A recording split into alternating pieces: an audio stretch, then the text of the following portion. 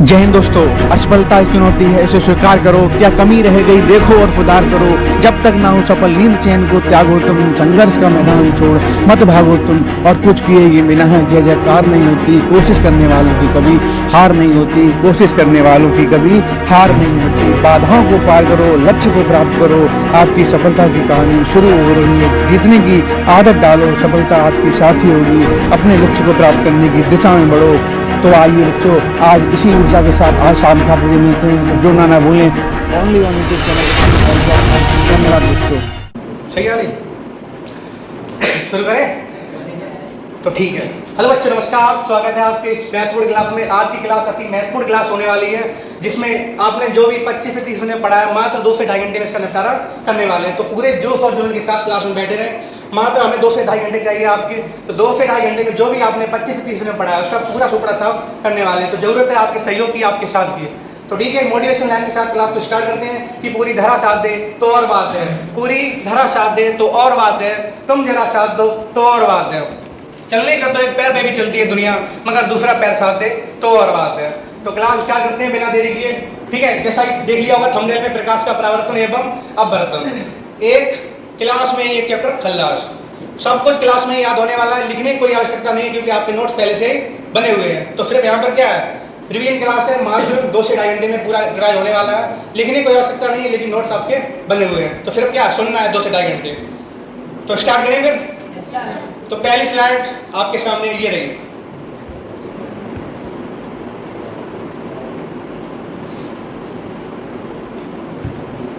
ठीक है, तो मोटिवेशन क्विट के साथ स्टार्ट करते हैं कि लग चुकी है तलम मंजिल की, लग चुकी है तलम मंजिल की, अब खुद को आग में झोंक देंगे। कि लग चुकी है तलम मंजिल की, अब खुद को आग में झोंक देंगे। ये ठोकरें कहती है मारा जाएगा, हौसले कहते हैं देख लेंगे। तो पहला हेडिंग आपके सामने ये रही, प्रकाश।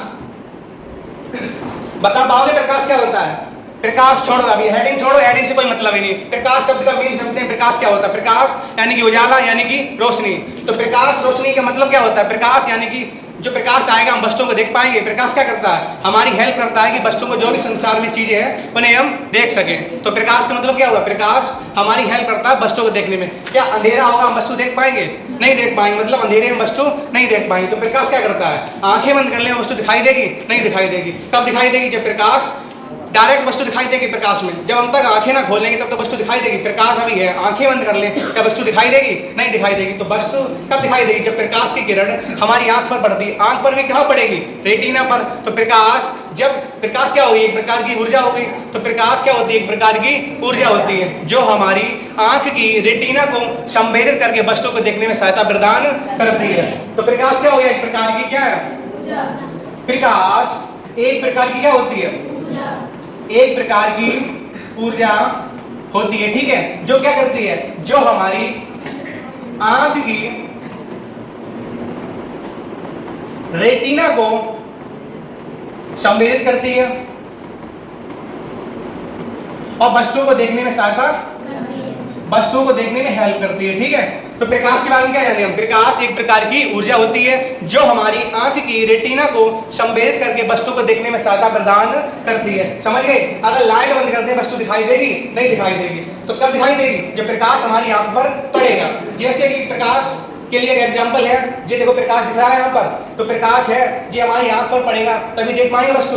बिना प्रकाश की वस्तु देखना संभव है नहीं है। तो समझ गए? प्रकाश का खत्म, निपटारा हो गया। आगे बढ़े। अगली हेडिंग है प्रकाश के गुण। अब प्रकाश के बारे में पढ़ लिया तो इसके खानदान के बारे में जान ले।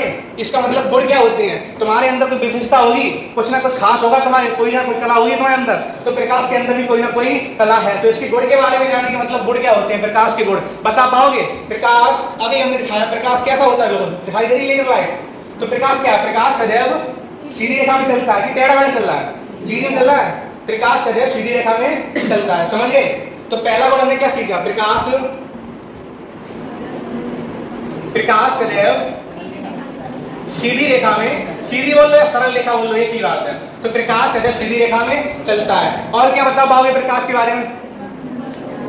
प्रकाश तेज बोलो। हाँ, प्रकाश निर्वात यानी वैक्यूम में मूव कर सकता है। तो प्रकाश निर्वात में चल सकता नहीं चल सकता? प्रकाश निर्वात में मूव कर सकता है, यानी कि गति कर सकता है। और क्या हो सकता है? अब प्रकाश चल रहा है तो उसकी कोई ना कोई गति भी होगी, गति होगी तो गति कितनी है बता पाओगे? आवाज आ रही तुम्हारी तरफ से? जब प्रकाश गति कर रहा है मतलब चल रहा है तो गति कितनी होती है?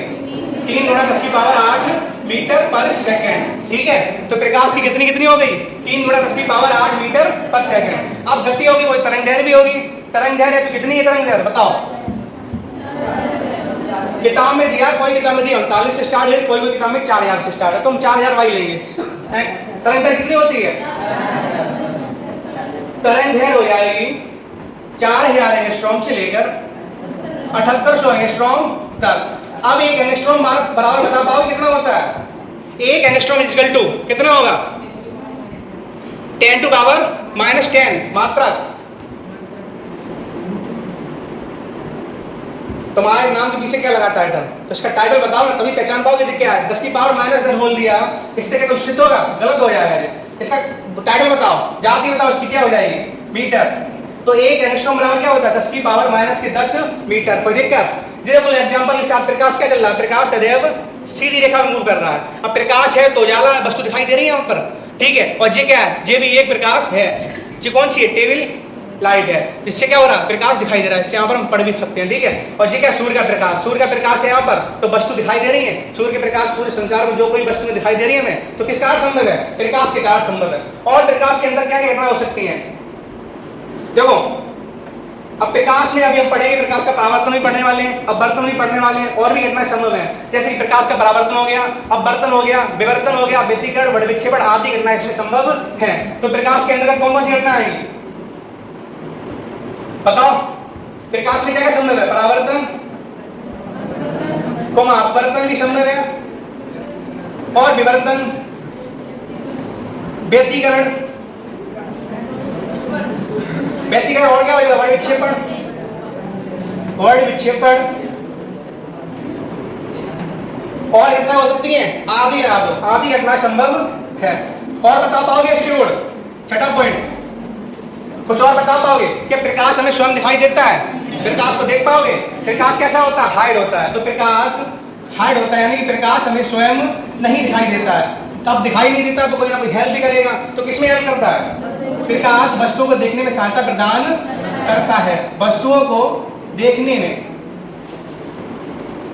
ठीक है, देखने में सहायता प्रदान करता है। तो प्रकाश के गुण के बारे में क्या जाने? प्रकाश सदैव सीधी रेखा में चलता है, प्रकाश निर्वात में गति कर सकता है। अब निर्वात में गति करता है तो चाल कितनी है? 3 गुणा 10 की पावर 8 मीटर पर सेकंड इसकी चाल होती है। अब तरंग दैर्घ्य की बात करें, 4000 एंगस्ट्रॉम से लेकर 7800 एंगस्ट्रॉम की चाल तरंग दैर्घ्य होती है। अब एक एंगस्ट्रॉम बराबर क्या होता है? 10 की पावर -10 मीटर होता है। परावर्तन, अपवर्तन, विवर्तन, व्यतिकरण, बढ़विक्षेपण सारी घटना प्रकाश के अंतर्गत आती है, इसके अंतर्गत संभव है। अब चाल मतलब प्रकाश क्या होता है? हाइड होता है। तो प्रकाश में हम प्रकाश को नहीं देख पाएंगे, ठीक है। तो प्रकाश को नहीं देख पाएंगे, किसको देख पाएंगे? वस्तुओं को। तो प्रकाश स्वयं नहीं दिखाई देता, बल्कि वस्तुओं को देखने में सहायता प्रदान करता है, ठीक है। 2 घंटे बैठना, बोर होने की कोई दिक्कत नहीं, 2 मेरे पर डाल दो, बोर नहीं होने दूंगा तुम्हें, ठीक है। तो बस और कुछ है इसमें? और कुछ पता है? आगे बढ़िए फिर। तो प्रकाश जान लिया, प्रकाश के गुण जान लिए। अब आते हैं प्रकाश के किस पे? ऊपर गए आते हैं। प्रकाश के परावर्तन, प्रकाश का परावर्तन, इसका भी सुपड़ा साफ करते हैं। क्या हुआ? बवाल है ये। देखो, प्रकाश का परावर्तन, ये क्या है? ये नीचे दिया है दर्पण, यानी कि परावर्तक तल बोल लो या चिकना पॉलिशदार तल बोल लो, कुछ भी बोल लो, ठीक है। इस पे क्या कलाई की हुई है, यानी कि पॉलिश की गई है। इससे थीटा हटाओ, इसे डालो आपतन कोण, यानी कि आपतन कोण। अब आपतन कोण किससे लिखते हैं? थीटा हटाओ, यहाँ पर आपतन कोण को लिखेंगे आई से। इसी प्रकार यहाँ पर क्या हो जाएगा? देखो, आपतित किरण है तो आपतन कोण है, परावर्तित किरण है तो परावर्तन कोण है, परावर्तन कोण। अब परावर्तन कोण किससे लिखते हैं? आर से, ठीक है। इतना जान लिया हमने। ये कौन सी किरण है? आपतित किरण मतलब आने वाली किरण, परावर्तित किरण मतलब जाने वाली किरण। ये बीच में क्या है? बॉर्डर, अभिलंब। ये इंडिया, ये पाकिस्तान, मतलब 2 भागों में डिवाइड कर रहा है, बराबर डिवाइड कर रहा है, ठीक है। आपतित किरण, अभिलंब, परावर्तित किरण, नीचे क्या है? दर्पण। तो देखो क्या परिभाषा बनेगी? जब कोई प्रकाश की किरण, ये आने वाली किरण है, तो जब कोई प्रकाश की किरण किसी परावर्तक तल या चिकने पॉलिशदार तल से टकराती है जब कोई प्रकाश की किरण किसी चिकने पॉलिशदार तल से टकराती है तो टकराने के पश्चात देखो जी टकराने के पश्चात वह उसी माध्यम में वापस लौट जाती है। इस घटना को प्रकाश का परावर्तन कहते हैं। तो जब कोई प्रकाश की किरण किसी परावर्तक तल से टकराती है, टकराने के पश्चात वह उसी माध्यम में वापस लौट जाती है, इस घटना को प्रकाश का परावर्तन कहते हैं। परावर्तन देख लिया, प्रूफ दिखाएं, लाइव दिखाएं, प्रैक्टिकल करके दिखाएं, बोलो तो देख लो। एक चीज कम है, ठीक है, पूरे ये क्या हमने ले लिया दर्पण, ठीक है, उस पर मत जाओ, सिर्फ फोकस करो पढ़ाई में, फालतू चीज बना, ठीक है। तो ये मैं दर्पण ले लिया परावर्तक तल, इसके पीछे कली लिया, शीशा देखा, दर्पण देखा, अब शीशा ना बोलना, क्या बोलोगे, दर्पण। दर्पण के पीछे पॉलिश होती है, वो क्या है, परावर्तक तल, मतलब कली की हुआ भाग है, ठीक है। ये क्या है, परावर्तक तल। देखो जब कोई प्रकाश लेकर है, देखना कहाँ जाएगी, तो देखो जे टकराई कहाँ जा रही, ऊपर दिखा रहा, तो जे क्या आपतित किरण और टकराने के बाद किसमें चल रही, परावर्तित किरण में। तो जब कोई प्रकाश की किरण परावर्तक तल से टकरा रही है, टकराने के पश्चात किसमें जा रही है, उसी माध्यम वापस आ रही है। तो जब कोई प्रकाश की किरण किसी परावर्तक तल से टकराती है, टकराने के पश्चात वह उसी माध्यम वापस लौट जाती है, इस घटना को क्या कहते हैं, प्रकाश का परावर्तन कहते हैं। कोई दिक्कत बताओ आ रहा समझ में। तो देखो गोल का पेज अलग लगाया, मतलब नियम के, जी यहाँ तक क्लियर हो गया। तो फिर आगे बढ़ते हैं, प्रकाश का परावर्तन खत्म हो गया, लिखने की कोई आवश्यकता है, नोट्स तो बने ही हैं ऑलरेडी, तो ठीक है आगे बढ़ रहे हैं। अब बात करते हैं प्रकाश के नियम के, यानी कि परावर्तन के नियम। अब परावर्तन के नियम भी कुछ होंगे। नियम देखो, ये क्या बताया तुमने, आपतन कोण यानी कि आई, और ये क्या बताया तुमने, परावर्तन कोण यानी कि आर। अब देखो क्या नियम हो सकते हैं, जी देखो जी कौन सा तल है, परावर्तक तल, तो परावर्तक तल से क्या क्या टकरा रहा है, आपतित किरण टकरा रही है, परावर्तित किरण, अभिलंब, मतलब तीनों एक ही बिंदु पर है। तो मतलब क्या कहेंगे, आपतित किरण, परावर्तित किरण तथा अभिलंब तीनों एक ही तल में होते हैं, ठीक है। आपतित किरण, परावर्तित किरण तथा अभिलंब तीनों एक ही तल में होते हैं। पहला पॉइंट हो गया।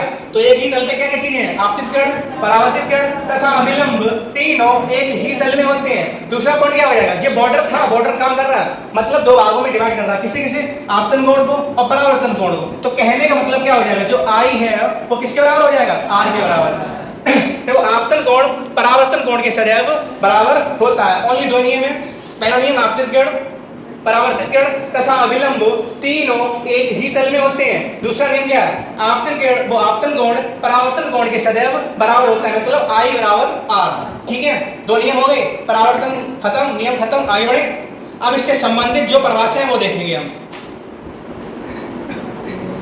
परावर्तन, प्रकाश के परावर्तन संबंधित परिभाषा है, छोटा ना होगा, ठीक है।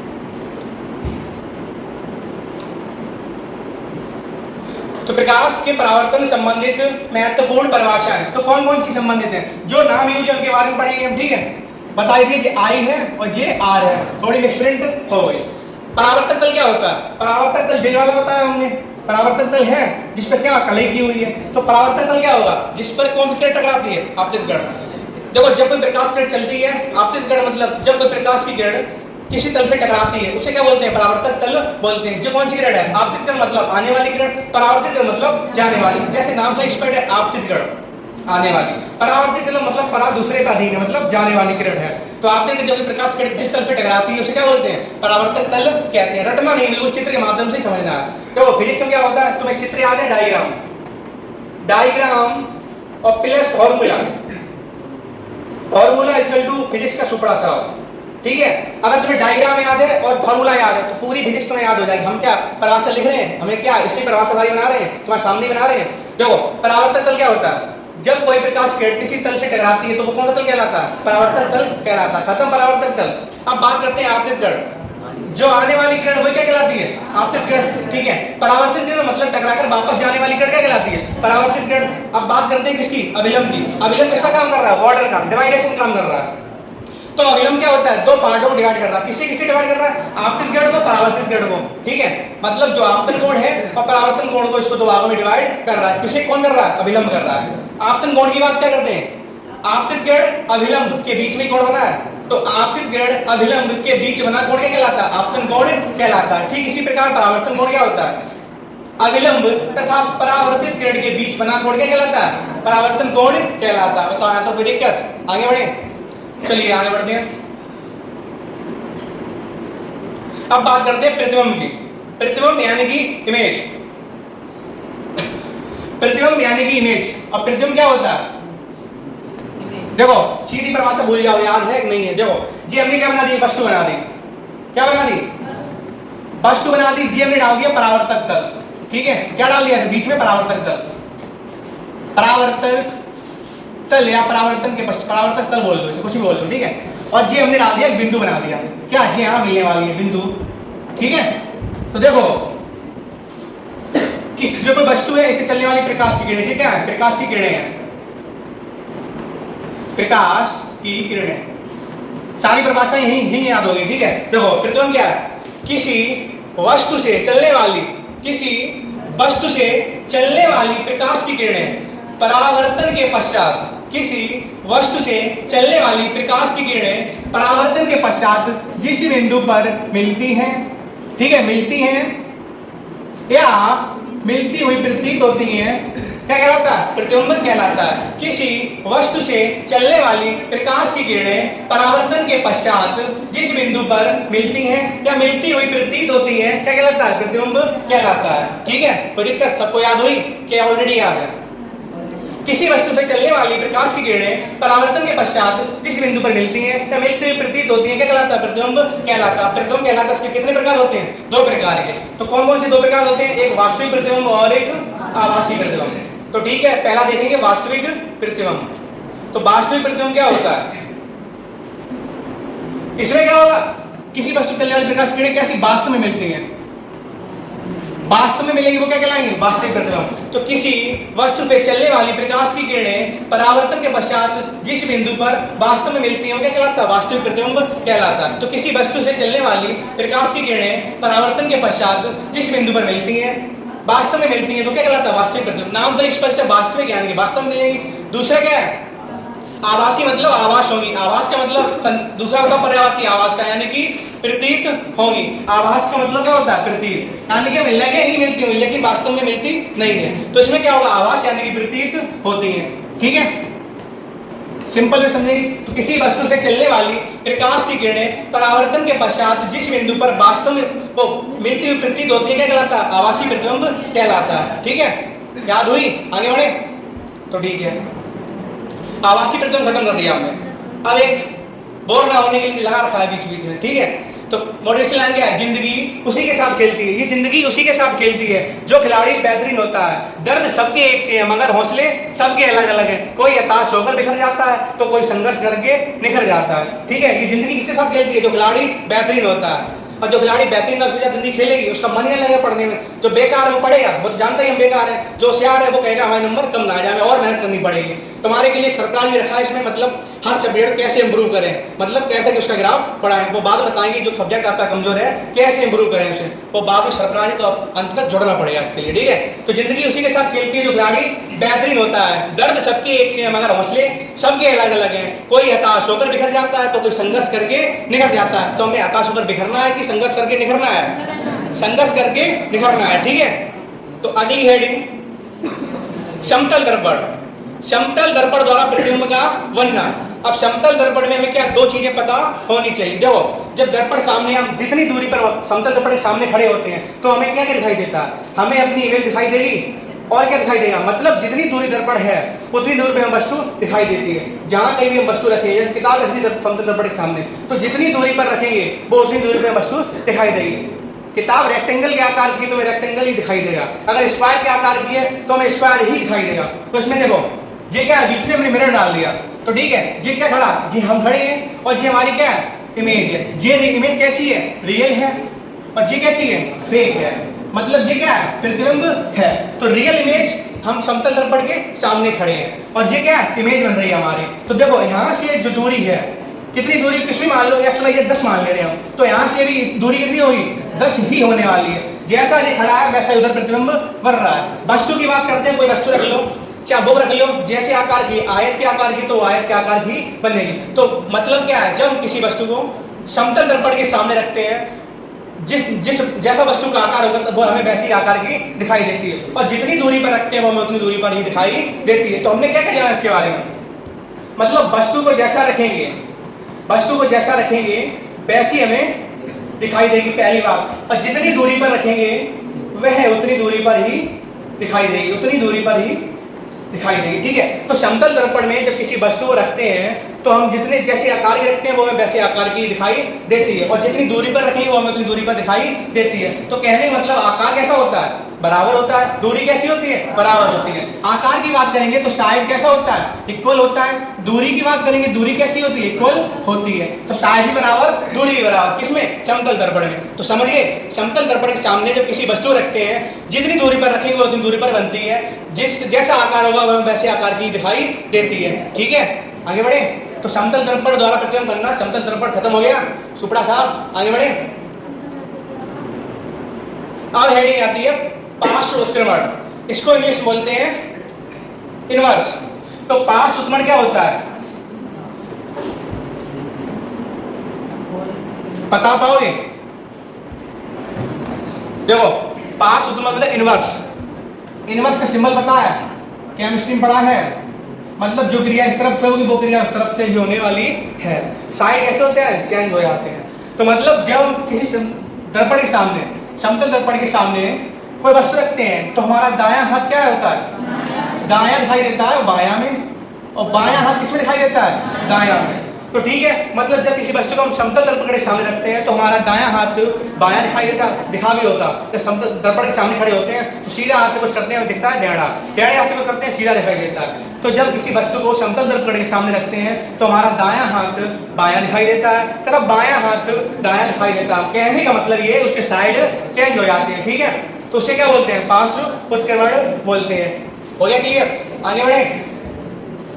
क्या तो कोई दिक्कत अभी तक, बताओ, यहाँ तो कोई दिक्कत? आगे बढ़े तो गोलीय दर्पण, गोलीय दर्पण नाम से स्पष्ट है, गोलीय यानी कि गोले का आकार होने वाला है। तो गोलीय दर्पण क्या होता है, वह गोलीय दर्पण। देखो, दर्पण मान लिया, दर्पण का दो भागों में डिवाइड कर दिया हमने, एक जीवार डिवाइड कर दिया, एक जीवार डिवाइड कर दिया। तो इसकी एक तरफ कलई कर दे रहे हम, ठीक है, एक तरफ हमने कलई कर दी, मतलब एक तरफ पॉलिश कर दी, एक तरफ हमने एफआई छोड़ दिया। तो वह दर्पण जिस खोखले गोले का भाग होता है, दर्पण देखो खोखला गोला है, तो दर्पण जिस खोखले गोले का भाग होता है वो, यदि किसी कांच का खोखला गोला मान लो, देखो कांच का खोखला गोला है, कांच का खोखला गोला है, इसके हम एक तरफ कलई कर दें तो क्या होगा, गोलीय दर्पण बन जाता है। तो यदि किसी कांच के खोखले गोले के एक ओर कलई करके, यदि किसी कांच के खोखले गोले के एक ओर कलई करके उसे परावर्तक बना दिया जाए, कैसा बना दिया जाए, परावर्तक बना दिया जाए। कलई करेंगे तो कैसा बन जाएगा, परावर्तक बन जाएगा। तो उसे क्या कहते हैं, गोलीय दर्पण कहते हैं। तो पराशर क्या बनेगी, यदि किसी कांच के खोखले गोले के एक ओर कलई करके उसे परावर्तक बना दिया जाए तो क्या कहलाता है, गोलीय दर्पण कहलाता है। ठीक है, अब गोलीय दर्पण है तो उसके प्रकार भी कुछ होंगे, तो प्रकार देखते हैं। टाइम ना चल रहा है कुछ। अब अवतल दर्पण की बात करते हैं। अवतल दर्पण बता पाओगे, अवतल दर्पण क्या होता है? चम्मच देखी है, अभी बता रहे। देखो ये क्या है, मुख्य अक्ष है, यहाँ पर क्या है, दर्पण के मध्य बिंदु यानी कि टी है, जो वक्रता केंद्र। तो कहने मतलब अवतल दर्पण क्या होता है, परावर्तक तल हमने कलई कर दी इसके एक तरफ, ये क्या है, परावर्तक तल। कैसा है, धसा हुआ, दोहरा हुआ, धसा हुआ, मतलब बाहर की तरफ से जोर लग रहा है, खिसकाया जा रहा है उसे, तो कैसा है, ये धसा हुआ है। ठीक है, धसा हुआ है। तो कहने मतलब वह दर्पण, वह दर्पण, वह गोलीय दर्पण, गोलीय दर्पण पार्ट है तो वह गोलीय दर्पण जिसका परावर्तक तल धसा हुआ होता है, वह दर्पण कौन सा कहलाता है, गोलीय दर्पण कहलाता है। चम्मच देखिए, एक तरफ कैसी होती है, उभरी होती है, एक तरफ कैसी होती है, धसी हुई है। तो मतलब ये कैसी धसी हुई है, जो जिस तरफ से खाते हैं वो कैसा है, अवतल दर्पण का प्रकार है। उल्टी करते हैं तो मतलब उभरी हुई है, वो किसमें जाएगी, उत्तल दर्पण में जाएगी। देखना चम्मच, ठीक है। तो मतलब वह गोलीय दर्पण जिसका परावर्तक तल कैसा होता है, धसा हुआ होता है, वह दर्पण कौन सा कहलाता है, अवतल दर्पण कहलाता है। चम्मच लाना भूल गए, ठीक है। तो अवतल दर्पण समझ में आ गया। अब बात करते हैं उत्तल दर्पण की। उत्तल दर्पण जस्ट उल्टा, देखो एक तरफ कलई कर दी हमने, जे के अंदर तरफ से ऐसे खींच रहे हैं, मतलब अंदर तरफ से कैसे कर रहे हैं, तो ये क्या होगी, उभरी हुई होगी, ठीक है। तो वह गोली दर्पण जिसका परावर्तक तल क्यों बोल रहे बार बार, क्योंकि इस पे कल ही किया वो भाग है, तो इसे क्या बोलते हैं, परावर्तक तल या चिकना पॉलिस्टर तल बोलना चाहो बोल सकते हो। तो वह गोली दर्पण जिसका परावर्तक तल कैसा होता है, उभरा हुआ होता है, वो उत्तल दर्पण कहलाता है। अब यार कैसे करेंगे, उत्तल दर्पण कैसे कंफ्यूज होंगे, मतलब उभरा कौन सा दशा है, तो इसके लिए शॉर्ट ट्रिक है, ये कौन सा उत्तल दर्पण, ये कौन सा उत्तल दर्पण, देखो नाम से स्पष्ट है, ऊषे क्या बनता है उत्तल, ऊषे क्या बनता है उभरा, उत्तल खत्म, मतलब ऊषे का उत्तल दर्पण होगा तो उसकी आकृति कैसी होगी, उभरी हुई, तो ऊषे उत्तल, ऊषे उभरा हुआ, उत्तल खत्म। अब दशा लो बच्चा, वो डाल दो उत्तल में, कोई दिक्कत, तो उत्तल दर्पण यानी कि उभरा हुआ, अवतल दर्पण यानी कि धसा हुआ, तो दोनों खत्म हो गए। आगे बढ़े, चैप्टर बड़ा है, थोड़ी थोड़ी स्पीड से ही पढ़ना पड़ेगा, ठीक है। अब गोली दर्पण संबंधित महत्वपूर्ण परिभाषा है, इनके बारे में जान लो, महत्वपूर्ण परिभाषा है।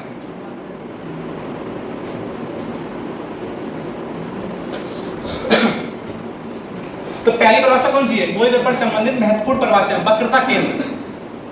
वक्रता केंद्र कहां पर है, देखो ये क्या होता है, C यानी कि वक्रता केंद्र, P यानी कि ध्रुव, ये क्या है M1 M2 दर्पण का द्वारक है, ये M1 है ये M2 है, ये क्या है मुख्य अक्ष है, ठीक है। तो अलग अलग जानेंगे इनके बारे में। ये कैसी है, उभरी हुई धसी हुई, बता पाओगे, धसी हुई, तो किसमें जाएगी, अवतल में, उभरी हुई मतलब कि उत्तल में जाएगी, ठीक है। दोनों कंडीशन में सेम ही कंडीशन होने वाली है। तो अब वक्रता केंद्र क्या होता है, बताओ, बता पाओगे, देखो ये क्या है, दर्पण है, दर्पण जिस खोखले गोले का भाग होता है, दर्पण जिस खोखले गोले का भाग होता है, उस गोले के केंद्र को वक्रता केंद्र कहते हैं। वृत्त बनाते हैं हम, वृत्त में जो सेंटर पॉइंट होता है उसे क्या बोलते हैं, कोई नाम दे देते हैं मैथ में, कोण बोल दो, सी बोल दो, तो वो सेंटर पॉइंट है, वही क्या है, वक्रता केंद्र होने वाला है, ठीक है, समझ गए। तो दर्पण जिस खोखले गोले का भाग होता है, उस गोले के केंद्र को क्या कहते हैं, वक्रता केंद्र कहते हैं, समझ गए। तो वक्रता त्रिज्या की बात करिए तो क्या होती है, वक्रता से सेंटर पॉइंट वृत्त में पड़ा होगा, केंद्र से लेके परिधि के बीच की दूरी क्या कहलाती है, त्रिज्या कहलाती है। यहाँ पर परिधि की जगह क्या है, दर्पण है, दर्पण में कल ही क्या होगा, M1 और M2, सेंटर पॉइंट क्या डाल दिया, पोल यानी कि ध्रुव, तो P और C के बीच की दूरी क्या कहलाती है, P और C के बीच की दूरी क्या कहलाती है, वक्रता त्रिज्या कहलाती है। मतलब वक्रता केंद्र व ध्रुव के बीच की दूरी क्या कहलाती है, वक्रता त्रिज्या कहलाती है, ठीक है। वक्रता केंद्र बताया सेंटर पॉइंट यानी वक्रता केंद्र, और सेंटर पॉइंट यानी कि C वक्रता केंद्र व ध्रुव के बीच की दूरी क्या कहलाती है, वक्रता त्रिज्या कहलाती है। अब बात करते हैं ध्रुव की, तो ध्रुव कौन सा बनेगा, ये बना है दर्पण के बीच में, मिडिल में कौन सा पॉइंट है, P, M1 M2। तो देखो दर्पण के द्वारक के मध्य बिंदु को दर्पण का ध्रुव कहते हैं। तो दर्पण के द्वारक के मध्य बिंदु मतलब दर्पण का मिडिल पॉइंट क्या कहलाता है, ध्रुव कहलाता है। तो दर्पण के द्वारक के मध्य बिंदु को दर्पण का ध्रुव कहते हैं, ठीक है। अब मुख्य अक्ष की बात करते हैं। मुख्य अक्ष कौन सी है, जिसपे जो बिंदु स्थित है, यही मुख्य अक्ष है, ये बिल्कुल सीधी रेखा जा रही है, ये वाली। तो मुख्य अक्ष पर क्या हो जाएगी, देखो वक्रता केंद्र C और ध्रुव यानी कि वक्रता केंद्र C और ध्रुव P जिस अक्ष पर स्थित होते हैं उसे क्या बोलते हैं, मुख्य अक्ष बोलते हैं। सारी परिभाषाएं चित्र के माध्यम से बनने वाली हैं। अगर तुम्हारे दिमाग में चित्र सेट है तो सारी परिभाषा लिख लोगे, ठीक है। तो वक्रता केंद्र C यानी कि ध्रुव जिस अक्ष पर स्थित होते हैं उसे क्या बोलते हैं, मुख्य अक्ष बोलते हैं। अब बात करते हैं मुख्य फोकस। मुख्य फोकस बता पाओगे, बताओ मुख्य फोकस। देखो मुख्य फोकस जो चित्र यहाँ तक सीमित था, दूसरे इसका चित्र दूसरा है, लगा नहीं पाया। तो मतलब क्या होगी, किसी वस्तु से चलने वाली प्रकाश की किरणें, जो प्रकाश की किरणें हैं तो परावर्तन के पश्चात जिस बिंदु से होकर गुजरती है, ठीक है। यहाँ पर कोई बिंदु मान लिया हमने F, कैपिटल F। तो मतलब किसी वस्तु से चलने वाली प्रकाश की किरणें परावर्तन के पश्चात जिस बिंदु पर मिलती है उसे क्या बोलते हैं, मुख्य फोकस कहते हैं। इसे कैपिटल F से प्रकट करते हैं, समझ में आ गया। तो किसी वस्तु से चलने वाली प्रकाश की किरणें परावर्तन के पश्चात जिस बिंदु पर मिलती है, यानी कि सारी जो प्रकाश की किरणें चल रही है जिस पे मिलेंगे उसे क्या बोलते हैं, मुख्य फोकस बोलते हैं। इसे कैपिटल F से प्रकट करते हैं, ठीक है। अब बात करते हैं फोकस दूरी। तो ध्रुव और मुख्य फोकस के बीच की दूरी क्या कहते हैं, फोकस दूरी कहते हैं। ध्रुव यानी कि P और F के बीच की दूरी क्या कहलाती है, फोकस दूरी कहलाती है। देखो मुख्य फोकस को कैपिटल F से प्रकट करते हैं और स्मॉल f से करते हैं फोकस दूरी के प्रकट, ठीक है। तो कैपिटल F स्मॉल f में कंफ्यूज नहीं होना है। तो मुख्य फोकस यानी कि मैन है, मुख्य मतलब मैन है। मैन है तो वो पावरफुल होगा, मैन का मतलब जो घर का सदस्य मैन है, तो मैन कैसा होगा, बड़ा होगा। तो बड़ा कौन सा होगा, कैपिटल F। अब फोकस दूरी छोटी है तो स्मॉल f। तो मुख्य फोकस यानी कैपिटल F और फोकस दूरी यानी कि स्मॉल f। समझ में आ गया। तो मुख्य फोकस क्या बताया हमने, किसी वस्तु से चलने वाले प्रकाश की किरणें परावर्तन के पश्चात जिस बिंदु पर मिलती हैं उसे क्या बोलते हैं? मुख्य फोकस बोलते हैं। फोकस दूरी यानी कि मुख्य फोकस और ध्रुव के बीच की दूरी क्या कहलाती है? फोकस दूरी कहलाती है। ठीक है, सारे हो गए पॉइंट। चलिए आगे बढ़ते हैं। वक्रता केंद्र एवं फोकस दूरी में संबंध। वक्रता केंद्र किससे प्रकट करते हैं? वक्रता केंद्र को किससे प्रकट करते हैं? सी से। और फोकस दूरी किससे करेंगे? स्मॉल एफ या कैपिटल एफ? स्मॉल एफ से। तो इन दोनों के बीच में क्या बताना है? संबंध बताना पड़ेगा। तो संबंध क्या होता है? बता पाओगे? बता पाओगे? पढ़ चुके हो पहले? बताओ। वक्रता त्रिज्या एवं फोकस दूरी में संबंध यानी कि सी और एफ में संबंध बताना। वो वक्रता त्रिज्या आर, कैपिटल आर हम पूछ रहे हैं। हाँ, कैपिटल आर और एफ में संबंध बताना पड़ेगा। बताओ, बता पाओगे? बता पाओगे? बताओ। R बराबर 2F, R बराबर 2F बोल लो या F बराबर R/2 बोल लो। ठीक है, तो मतलब जो वक्रता त्रिज्या है वो फोकस दूरी कैसी होती है? दुगनी होती है। वक्रता त्रिज्या फोकस दूरी कैसी होती है? दुगनी होती है। अब फोकस दूरी की बात करेंगे तो फोकस दूरी वक्रता त्रिज्या की कैसी होती है? आधी होती है। वक्रता त्रिज्या फोकस दूरी की तो दुगनी होती है, लेकिन फोकस दूरी वक्रता त्रिज्या की आधी होती है। दोनों कंडीशन लिख दी हमने। ठीक है, तो समझ में आ गया। वक्रता त्रिज्या लिखिए R, फोकस दूरी यानी कि स्मॉल एफ में संबंध हो गया। चलिए आगे बढ़ते हैं। अब बात करते हैं गोलीय दर्पण द्वारा प्रतिबिंब बनना। देखो गोलीय दर्पण पढ़ चुके हैं, गोलीय दर्पण की प्रकार पढ़ चुके हैं, उससे संबंधित सारी परिभाषा पढ़ चुके हैं। तो इसके नियम क्या है, मतलब प्रतिबिंब बनेगा तो कैसे बनेगा। ठीक है, तो 3 नियम है। तो पहला नियम देखेंगे चित्र के माध्यम से, बिल्कुल ब्लैंक पेज लेके आए हैं, सारी परिभाषा तुम्हारे सामने बनाएंगे। ठीक है, तो देखो जी क्या है? मुख्य अक्ष है। मुख्य अक्ष है ये कि नहीं? बताओ। मुख्य अक्ष हो गया ये, और इसकी समांतर रेखाएं पड़ी हैं मैथ गणित के पास है सबके पास। तो समांतर रेखाएं कौन सी होती है? मतलब एक दूसरे के परस्पर समान हो और उनके बीच की दूरी क्या होती है? बराबर होती है। वो क्या कहलाती है? समांतर रेखाएं कहलाती है। तो मुख्य अक्ष के समांतर बिल्कुल है ये रेखा। तो मतलब मुख्य अक्ष के समांतर आने वाली प्रकाश की किरणें, मुख्य अक्ष के समांतर आने वाली प्रकाश की किरणें परावर्तन के पश्चात मुख्य फोकस से होकर गुजरती है। ठीक है, ये कौन सा नियम हो गया? पहला नियम हो गया। यही अवतल के लिए कंडीशन है, यही उत्तल के लिए। ठीक है, यहाँ पर क्या हो रही है? गुजर रही है। यहाँ पर क्या हो रही है? मिलती हुई, मतलब गुजरती हुई प्रतीत हो रही है। अवतल में हमेशा मिलेंगी, उत्तल में क्या होगा? प्रतीत होंगी। ठीक है, तो डॉट डॉट लाइन इसका मतलब क्या? प्रतीत हो रही है। समझ गए? वैसे टकराकर वापस जा रही है, और ये डॉट डॉट करती मतलब मिलती हुई प्रतीत हो रही है। तो पहला नियम क्या बताया? मुख्य अक्ष के समांतर आने वाली प्रकाश की किरणें परावर्तन के पश्चात मुख्य फोकस से होकर गुजरती है। ठीक है, जो हो गया पहला नियम। दूसरा नियम क्या होता है? दूसरा नियम बता पाओगे? जस्ट इसका उल्टा। हमने क्या बताया? मुख्य अक्ष के समांतर आने वाली प्रकाश की किरणें। अब ये क्या है? मुख्य फोकस से होकर गुजर रही है, तो मुख्य फोकस से होकर गुजरने वाली प्रकाश की किरण अब परावर्तन के पश्चात मुख्य अक्ष के समांतर हो जाती है। जो कौन सा नियम है? दूसरा नियम है। तो मतलब मुख्य अक्ष से होकर गुजरने वाली प्रकाश की किरण परावर्तन के पश्चात मुख्य अक्ष के समांतर हो जाती है। जो हो गया दूसरा नियम। अब बात करते हैं तीसरा नियम की। तीसरा नियम क्या हो रहा है? दिख रहा है चित्र में? क्या दिख रहा है? प्रकाश की किरण की एरो लगा आ रही है, ये एरो मतलब वापस आ रही है। तो मतलब जो कोई प्रकाश की किरण यानी कि सी यानी कि वक्रता केंद्र, जब कोई प्रकाश की किरण वक्रता केंद्र सी से होकर गुजरती है तो वापस वक्रता केंद्र से होकर ही वापस जाती है, यानी कि सी से आएगी और सी से वापस चली जाएगी। जो कहता है तीसरा नियम। ठीक है, तो पहला नियम क्या था? मुख्य अक्ष के समांतर प्रकाश की किरण आएगी और मतलब मुख्य अक्ष के समांतर हो जाएगी। दूसरा नियम क्या बताया? मुख्य अक्ष के मतलब मुख्य फोकस से होकर गुजरेगी और इसके समांतर हो जाएगी।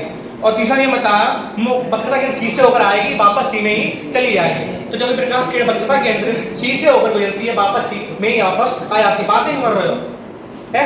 सुनने में दिक्कत है तुम्हें?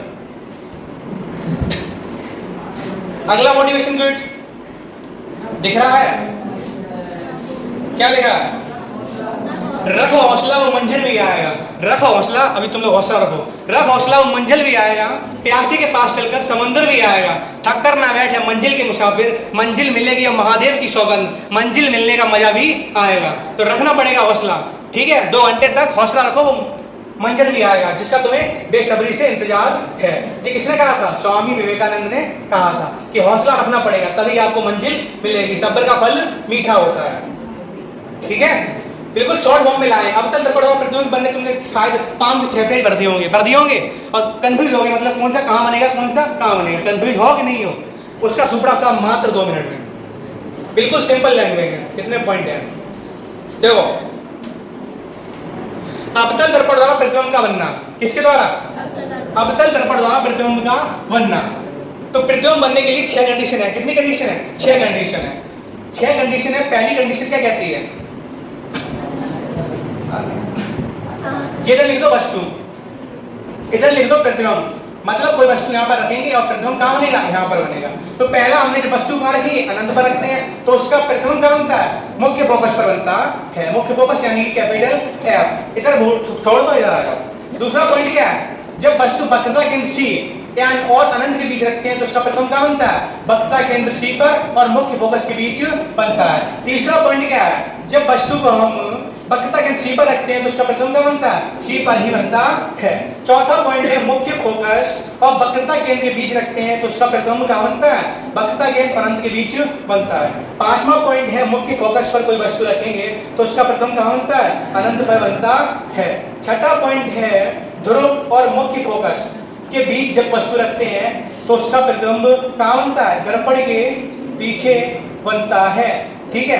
तो पहला पॉइंट क्या है? अवतल दर्पण द्वारा प्रतिबिंब बनने के सिर्फ 6 नियम है, मतलब 6 तरीके से वस्तु का प्रतिबिंब बन सकता है। तो पहला नियम क्या है? जब वस्तु हम कहाँ रखें? अनंत पर रखते हैं तो उसका प्रतिबिंब क्या बनता है? मुख्य फोकस पर बनता है। दूसरा नियम क्या कहता है? जब वस्तु को वक्रता केंद्र और एफ यानी कि वक्रता केंद्र और अनंत के बीच रखते हैं तो उसका प्रतिबिंब क्या बनता है? वक्रता केंद्र और मुख्य फोकस पर बनता है। तीसरा नियम कहता है जब वस्तु को वक्रता केंद्र पर रखते हैं तो उसका प्रतिबिंब भी वक्रता केंद्र पर ही बनता है। और चौथा नियम कहता है जब वस्तु को मुख्य फोकस और वक्रता केंद्र के बीच रखते हैं तो उसका प्रतिबिंब क्या बनता है? वक्रता केंद्र और अनंत के बीच बनता है। पांचवा नियम कहता है जब वस्तु को मुख्य फोकस रखते हैं उसका प्रतिबिंब क्या बनता है? अनंत पर बनता है। और छठा नियम कहता है जब वस्तु को मुख्य फोकस ध्रुव के बीच रखते हैं तो उसका प्रतिबिंब क्या बनता है? दर्पण के जस्ट पीछे बनता है, मतलब दर्पण की दूसरी ओर बनता है। समझ में आ गया? जिस सिंपल फॉर्मेट में जो तुम्हें लग रहा है लिखने लायक है वो लिखो और जो नहीं लिखने लायक है वो मत लिखो। ठीक है? क्योंकि नोट्स तुम्हारे बने हुए हैं। समझ गए? बिल्कुल। बताओ कोई दिक्कत? यहाँ तक वस्तु अनंत पर रखेंगे तो मुख्य फोकस बनती है और वस्तु वक्रता के अनंत के बीच रखते हैं तो सी और एफ के बीच बनती है। सी पर रखेंगे तो सी पर बनती है। सी और एफ के बीच रखते हैं तो सी और अनंत के बीच बनती है। पांचवा नियम कहता है जब वस्तु मुख्य फोकस रखते हैं तो अनंत पर बनती है। और छठा पॉइंट कहता है ध्रुव और फोकस के बीच रखते हैं तो दर्पण के पीछे बनती है। देखो कैसे याद करनी है। पहला क्या? अनंत और मुख्य फोकस के बीच, तो इसका संबंध मिला दो पांचवें वाले से। मिला दिया?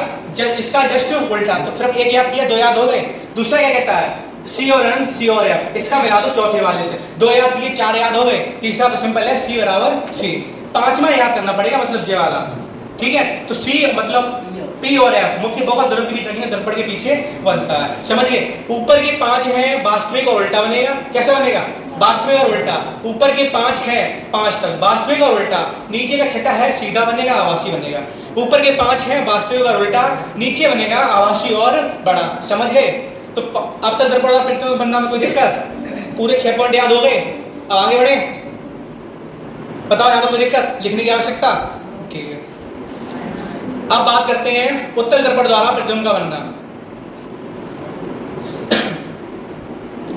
उत्तल दर्पण द्वारा प्रतिबिंब का बनना, इसमें 2 पॉइंट है, पहला पॉइंट और दूसरा पॉइंट। जब वस्तु कहाँ रखते हैं? अनंत पर, तो कहाँ बनता है उसका प्रतिबिंब? मुख्य फोकस यानी कि एफ पर बनता है। जब वस्तु को अनंत पर रखते हैं तो उसका प्रतिबिंब मुख्य फोकस पर बनता है। और जब वस्तु को अनंत और ध्रुव के बीच रखते हैं तो दर्पण के पीछे बनता है। जब अनंत पर और ध्रुव के बीच रखते हैं कहाँ बनता है? दर्पण के पीछे बनता है, मतलब दर्पण की दूसरी ओर बनता है। पहला बनेगा सीधा छोटा आभासी, दूसरा बनेगा सीधा छोटा आभासी, मतलब दोनों में सेम ही जो उसकी आकृति होगी कैसी होगी? सेम ही होगी। तो पहली वस्तु हम कहाँ खड़े हैं? अनंत पर, तो उसका प्रतिबिंब क्या बनता है? मुख्य फोकस पर। ये बिल्कुल सेम टू सेम किसमें था? अवतल वाले में था। ठीक है? अनंत और ध्रुव के बीच रखिए तो उसका प्रतिबिंब क्या बनता है? दर्पण की दूसरी ओर बनता है। यहाँ तक कोई दिक्कत? अवतल उत्तल दोनों खत्म, प्रतिबिंब बनना। शायद अब दर्पण खत्म हो गया, अब आते हैं शायद ये बहुत अच्छा है। अब बात करते हैं गोलीय दर्पण द्वारा, मतलब गोलीय दर्पण के लिए भी हमें संबंध। पहले बात करनी है अवतल दर्पण के लिए। देखो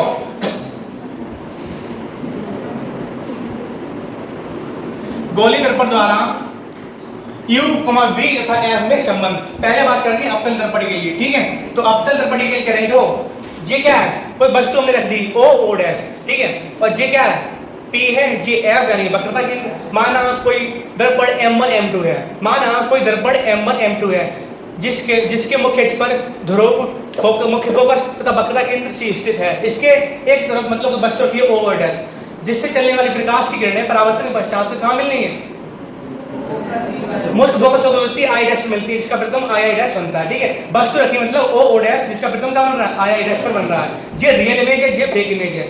ये वास्तविक मतलब इमेज है, ये कैसी है? प्रथम है। ये वस्तु हमने रखी ओ डैश, इसका प्रथम क्या बन रहा है? आई डैश पर बन रहा है। ठीक है, तो इसके लिए संबंध होता है, सीधा फार्मूला लिख रहे हैं, 1/स्मॉल f बराबर 1/v प्लस के 1/u। ये होता है संबंध u, v तथा f में संबंध। f यहाँ पर क्या है? फोकस दूरी, और स्मॉल v क्या है? v होती है प्रतिबिंब तक की दूरी, v और u। v होती है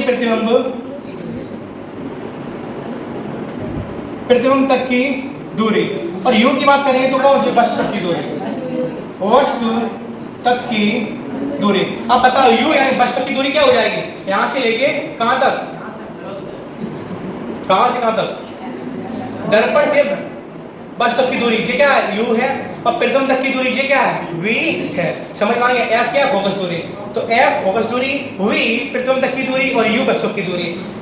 संबंध क्या होता है इनके बीच? 1/f बराबर 1/v प्लस के 1/u। जो हो गया उत्तल दर्पण। ठीक है, अब बात करते हैं उत्तल दर्पण की। उत्तल दर्पण के लिए बिल्कुल सेम टू सेम फॉर्मूला यही है, और सेम टू सेम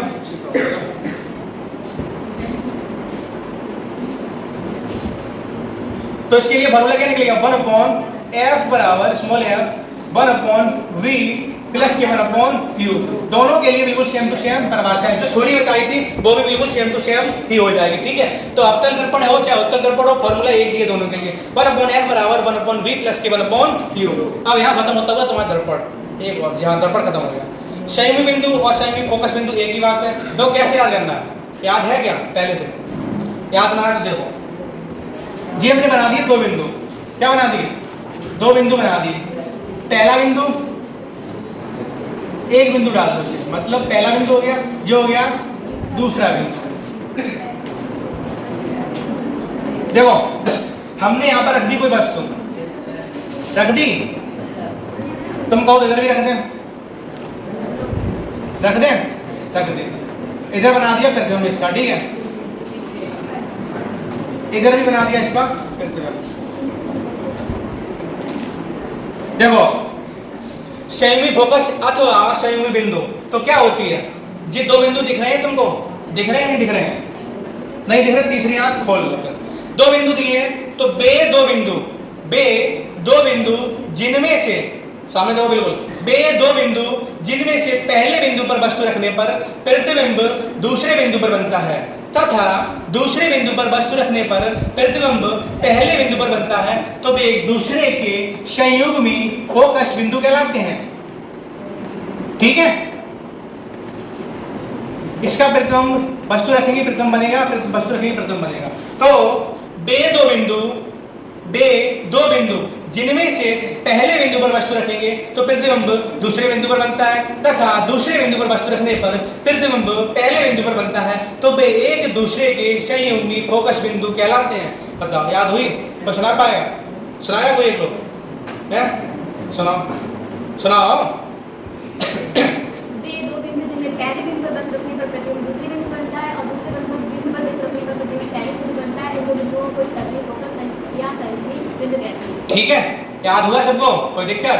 तो बे दो बिंदु जिनमें से पहले बिंदु पर वस्तु रखने पर प्रतिबिंब दूसरे बिंदु पर बनता है, तथा दूसरे बिंदु पर वस्तु रखने पर प्रतिबिंब पहले बिंदु बनता है, तो वे एक दूसरे के संयुग्मी फोकस बिंदु कहलाते हैं। तो ये घटना किस पे घटित होगी? अवतल पे, अवतल पे। ये घटना केवल अवतल दर्पण के लिए ही संभव है। उत्तल के लिए है कि नहीं है? नहीं है। तो मतलब केवल अवतल दर्पण के लिए घटना संभव है। ठीक है, संयुग्मी फोकस बिंदु खत्म। बहुत कुछ बचा, अभी कितने पेज हैं? पेज ना दिख रहे?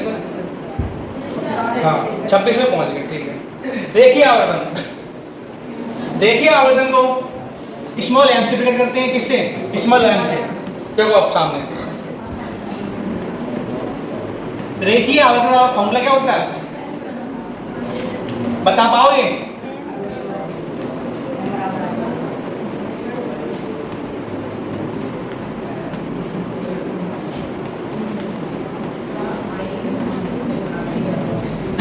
देखो स्मॉल m बराबर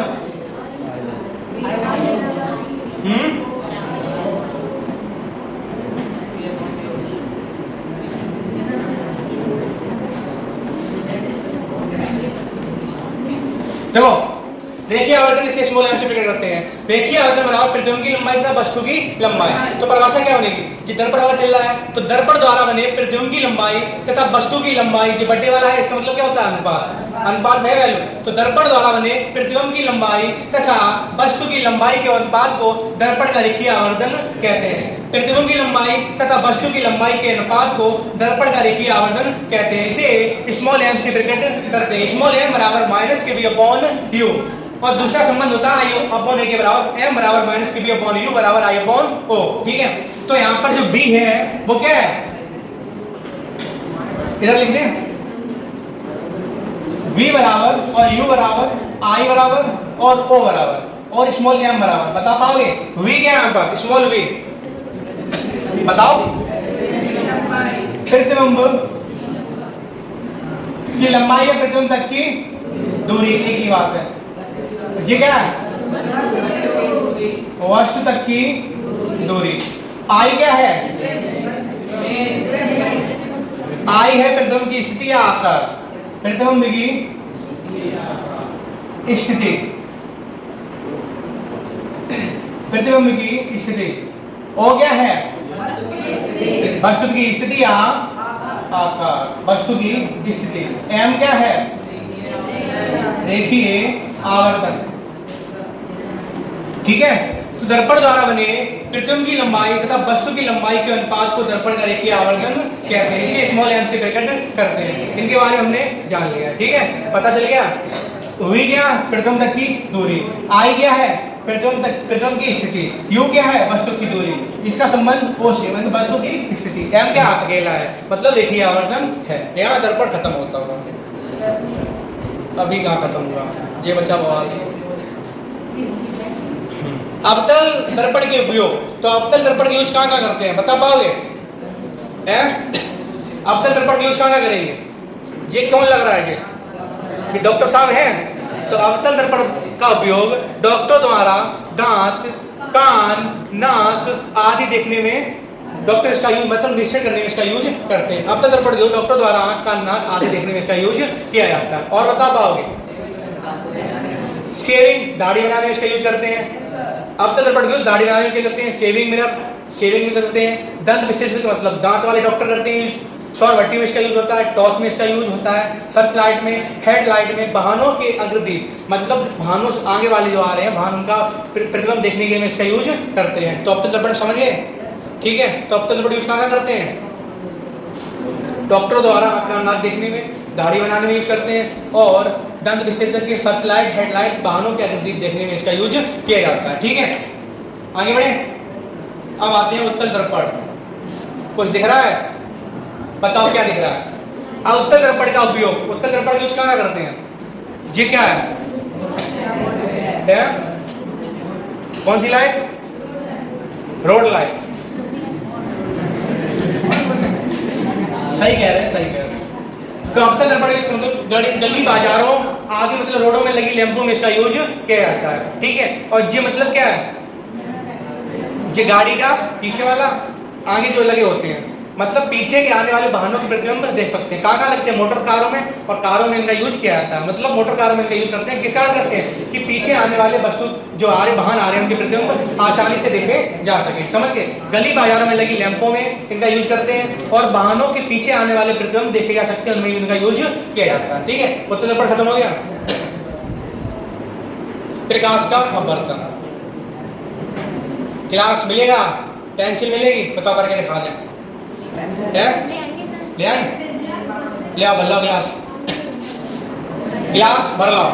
कहाँ से गिलास होना चाहिए? मतलब पारदर्शी मारते हैं। ले आओ,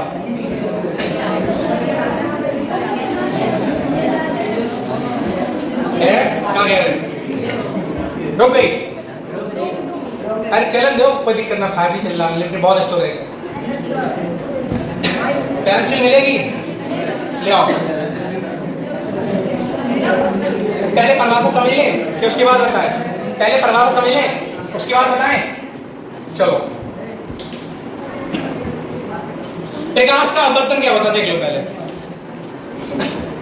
ये क्या है, एक माध्यम है, दूसरा ये माध्यम है, ठीक है। अगर देखो दो माध्यम होते हैं, सघन माध्यम और विरल माध्यम, सघन माध्यम और विरल माध्यम। अभी छोड़ो प्रकाश का अपवर्तन छोड़ो, पहले इन दोनों का मतलब बता पाओगे, सघन माध्यम विरल माध्यम, इनका मतलब बता पाओगे, इस शब्द का अर्थ बता पाओगे, तो बता पाएगा। सघन माध्यम मतलब बताओ, बताओ। और विरल मतलब दूर दूर। देखो एग्जांपल के साथ चलेंगे। मतलब सघन का मतलब क्या होता है, घना, यानी कि कैसे, पास पास, ठीक है। और विरल का मतलब वीराना, कैसा होता है, वीराना मतलब दूर दूर। समझ में आ गया, इन शब्द का मतलब समझा। अब एग्जांपल के साथ समझते हैं। देखो बाजार में जा रहे हो तुम, बाजार में मतलब अभी जा रहे हो रोड पे, मेन रोड पे, बाजार मतलब जो मार्केट लगता है, अंदर कब जाओगे तो मतलब अचानक भीड़, अभी तुम जा रहे हो स्पीड से, मतलब कैसा रोड कैसा है, खाली, तो मतलब कहां से जा रहे हो, विरल माध्यम से, मतलब विरल से जा रहे हो, बिल्कुल खाली है, मतलब कण व्यक्ति कैसे हैं, दूर दूर है, तो मतलब विरल से, और अचानक भीड़ भाड़ लग जाए तो गाड़ी कैसी रोक दोगे, तो मतलब जो मार्केट है उसे मान रहे हैं अभिलंब। क्या मान रहे हैं, मार्केट को मान रहे हैं अभिलंब। और जो मतलब हम चला रहे हैं गाड़ी, बिल्कुल रोड खाली है, उसे मान रहे हैं विरल माध्यम। और भीड़ भाड़ वाले इलाके क्या मान रहे हैं, सघन माध्यम। तो मतलब जब हम मोटरसाइकिल से जा रहे हैं विरल माध्यम सघन माध्यम से, जब विरल माध्यम से सघन माध्यम में जाते हैं तो क्या होता है, जो मार्केट भीड़ भाड़ है वो मतलब उसकी ओर झुक जाते हैं। तो मतलब कहने का मतलब क्या है, जब कोई प्रकाश की किरण विरल माध्यम से सघन माध्यम में जाती है तो वह अभिलंब की ओर झुक जाती है। अब सघन माध्यम जैसे भीड़ भाड़ इलाके से, मतलब भीड़ भाड़ वाला इलाका है, अचानक से रोड खाली हुआ, तुम कैसे भागोगे, गाड़ी निकालोगे गोली रफ्तार, अरे भागो यहाँ से, कैसे भागोगे, जगह मिली गोली रफ्तार गाड़ी भगाओगे, मतलब भीड़ भाड़ वाले इलाके से एकदम खाली जगह मिली एकदम गोली रफ्तार भगाओगे। तो मतलब विरल से, जब सघन से विरल में जाएंगे क्या, अभिलंब से दूर हट जाएंगे, मतलब मार्केट से दूर हट जाएंगे, तो अभिलंब को मान के चल रहे मार्केट। जब रोड खाली है अचानक भीड़ भाड़ लग जाए तो मतलब मार्केट की ओर झुक जाएंगे, मतलब मार्केट में फंस जाएंगे। तो मतलब सघन से विरल में जाएंगे, जैसे भीड़ भाड़ इलाका खत्म खत्म हुआ, रोड खाली मिला, हम तो बिल्कुल भागेंगे भागेंगे, एग्जाम में फंसे रहेंगे, भागेंगे, मतलब सघन से विरल में जाएंगे तो मतलब अभिलंब से दूर हट जाएंगे। तो जब कोई प्रकाश की किरण विरल माध्यम से सघन माध्यम में जाती है तो वह क्या होती है, झुक जाती है, और सघन माध्यम से विरल माध्यम में जाती है तो अभिलंब से दूर भागती है। देखो ये क्या खाली खाली है, तो ये विरल माध्यम है, कैसा है विरल माध्यम। ये कांच बना है, मतलब ये कांच कैसा होता है, ठोस, तो अणु कैसे होते हैं, पास पास, जो हो गया सघन माध्यम। ये क्या है, सघन माध्यम, और ये क्या है, विरल माध्यम, ठीक है। अब एक चीज पूछ रहे हैं, दूध और पानी में बता पाओगे कौन सघन है कौन विरल है, दूध और पानी में बता पाओगे, पहला पॉइंट अभी कोई ना बोलेगा। पानी और कोल्ड ड्रिंक में बता पाओगे कौन सघन है कौन विरल है, दूध और दही में बता पाओगे कौन विरल है कौन सघन है, बताओ। तो पहला ऑप्शन दिया है हमने दूध और पानी, दूसरा दिया पानी और कोल्ड ड्रिंक, तीसरा दिया दूध दही। तो बता पाओगे इसमें सघन कौन है विरल कौन है, दूध कैसा है पानी कैसा है, बता पाओ, बताओ। दूध सघन है और पानी मतलब दूध गाढ़ा है, और पानी कैसा है, तरल पदार्थ है। तो दूध में कैसे होते हैं अणु, पास पास। जब तुलना कर रहे हैं इन दोनों से तब की बात बता रहे हैं, दूसरे तुलना करें तो आंसर चेंज हो जाएगा। दूध और पानी की बात करेंगे तो दूध हो गया यहाँ पर सघन माध्यम, और पानी क्या हो गया, विरल माध्यम। जब पानी और कोल्ड ड्रिंक की बात करेंगे तो क्या होगा, पानी हो गया विरल माध्यम, और कोल्ड ड्रिंक कैसी होगी, कौन सी कोल्ड ड्रिंक, मैंगो, माजा, माजा वाली फ्रूटी, ठीक है। तो पानी हो गया विरल माध्यम, कोल्ड ड्रिंक होगी सघन माध्यम। और दूध दही की बात करें तो दही हो गया सघन माध्यम, पानी हो गया विरल माध्यम। ऊपर हमने क्या बताया, जब पानी और दूध से तुलना करेंगे तो पानी हो गया विरल, इधर दूध और दही की तुलना करेंगे तो दही हो गया सघन माध्यम, और पानी को दूध हो गया विरल माध्यम। समझिए, सघन और विरल का माध्यम खत्म। आप कंफ्यूज ना होगे, सघन मतलब घना, विरल मतलब वीराना, समझ गए।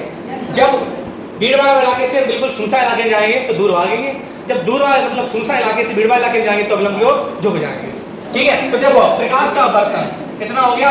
अब देखते हैं प्रकाश का अपवर्तन। ये ऊपर बना दिया हमने विरल माध्यम, नीचे बन गया सघन माध्यम, और बीच में क्या है, डिवाइडर मतलब बॉर्डर है, ठीक है। अभिलंब किसका काम करेगा, मार्केट का।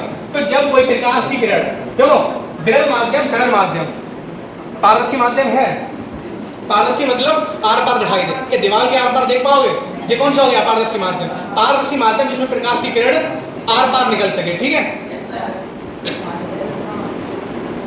देखो ये आर पार निकल रही है, तो ये कैसा माध्यम है, पारदर्शी माध्यम। और आर पार ना निकले तो, आर पार निकल रही है, दिख रहा है देखो सामने, तो ये कैसा माध्यम है? पारदर्शी माध्यम। अपारदर्शी माध्यम दीवार के आर पार निकल रही है? नहीं निकल रही, तो कैसा माध्यम है? अपारदर्शी माध्यम है। ठीक है, अब बात करते हैं प्रकाश के अपवर्तन की। देखो, जब कोई प्रकाश की किरण, ये प्रकाश की किरण है कौन सी? आने वाली। तो जब कोई, अब बातें बंद कर लो, जब कोई प्रकाश की किरण एक पारदर्शी माध्यम से दूसरे पारदर्शी माध्यम में जाती है तो वह अपने मार्ग से विचलित हो जाती है। कहने का मतलब सीधा निकलना चाहिए था, पर निकल कैसी रही है? ऐसी थोड़ी तिरछी हो रही है या फिर दूर भाग रही है। ठीक है, ये क्या है? पूरा n1 n2 अभिलंब है। तो देखो, विरल से सघन में आ रहे हैं, कैसे आ रहे हैं? अभिलंब की ओर झुक रही है, और सघन से विरल में जा रहे हैं तो अभिलंब की ओर दूर, अभिलंब से दूर भाग रही है। तो जब कोई प्रकाश की किरण एक पारदर्शी माध्यम से दूसरे पारदर्शी माध्यम में जाती है तो वह अपने मार्ग से विचलित हो जाती है। इस घटना को प्रकाश का अपवर्तन कहते हैं। तो जब कोई प्रकाश की किरण एक पारदर्शी माध्यम से दूसरे पारदर्शी माध्यम में जाती है तो वह अपने मार्ग से विचलित हो जाती है, मतलब कि भटक जाती है। हमें जाना कहाँ है और जा कहाँ रहे हैं, तो मतलब भटक जाती है। ठीक है, एग्जाम्पल की बात करें, सामने एग्जाम्पल लिखे हैं। देखो, जब पानी में पेंसिल डालेंगे दिखना चाहिए सीधा, और दिख कैसे रही है? तिरछी। मतलब रियल में तो सीधी है, और पानी की वजह से क्या दिख रही है? टेढ़ी दिख रही है, मतलब पेंसिल कटी हुई दिख रही है हमें। तो मतलब ये किसी कारण संभव है? रिफ्लेक्शन ऑफ लाइट, मतलब कि प्रकाश का अपवर्तन की आड़ी संभव है। देखते हैं एग्जांपल।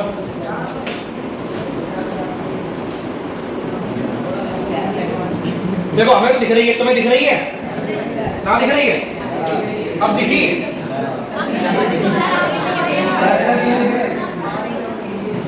अरे देख, सही से देख, तीसरी आंख खोल के ऊपर से देखो।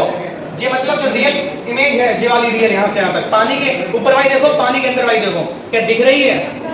अब दिख रही होगी। पानी देखो यहाँ सीधी, देखो सीधी यहाँ टेढ़ी हो रही, मतलब थोड़ी ऊपर की तरफ झुकी हुई दिख रही है। दिख रही है, तो ये कौन सी घटना हो गई? प्रकाश के अपवर्तन के संबंध है। ठीक है, ये कौन सी घटना है? प्रकाश का अपवर्तन।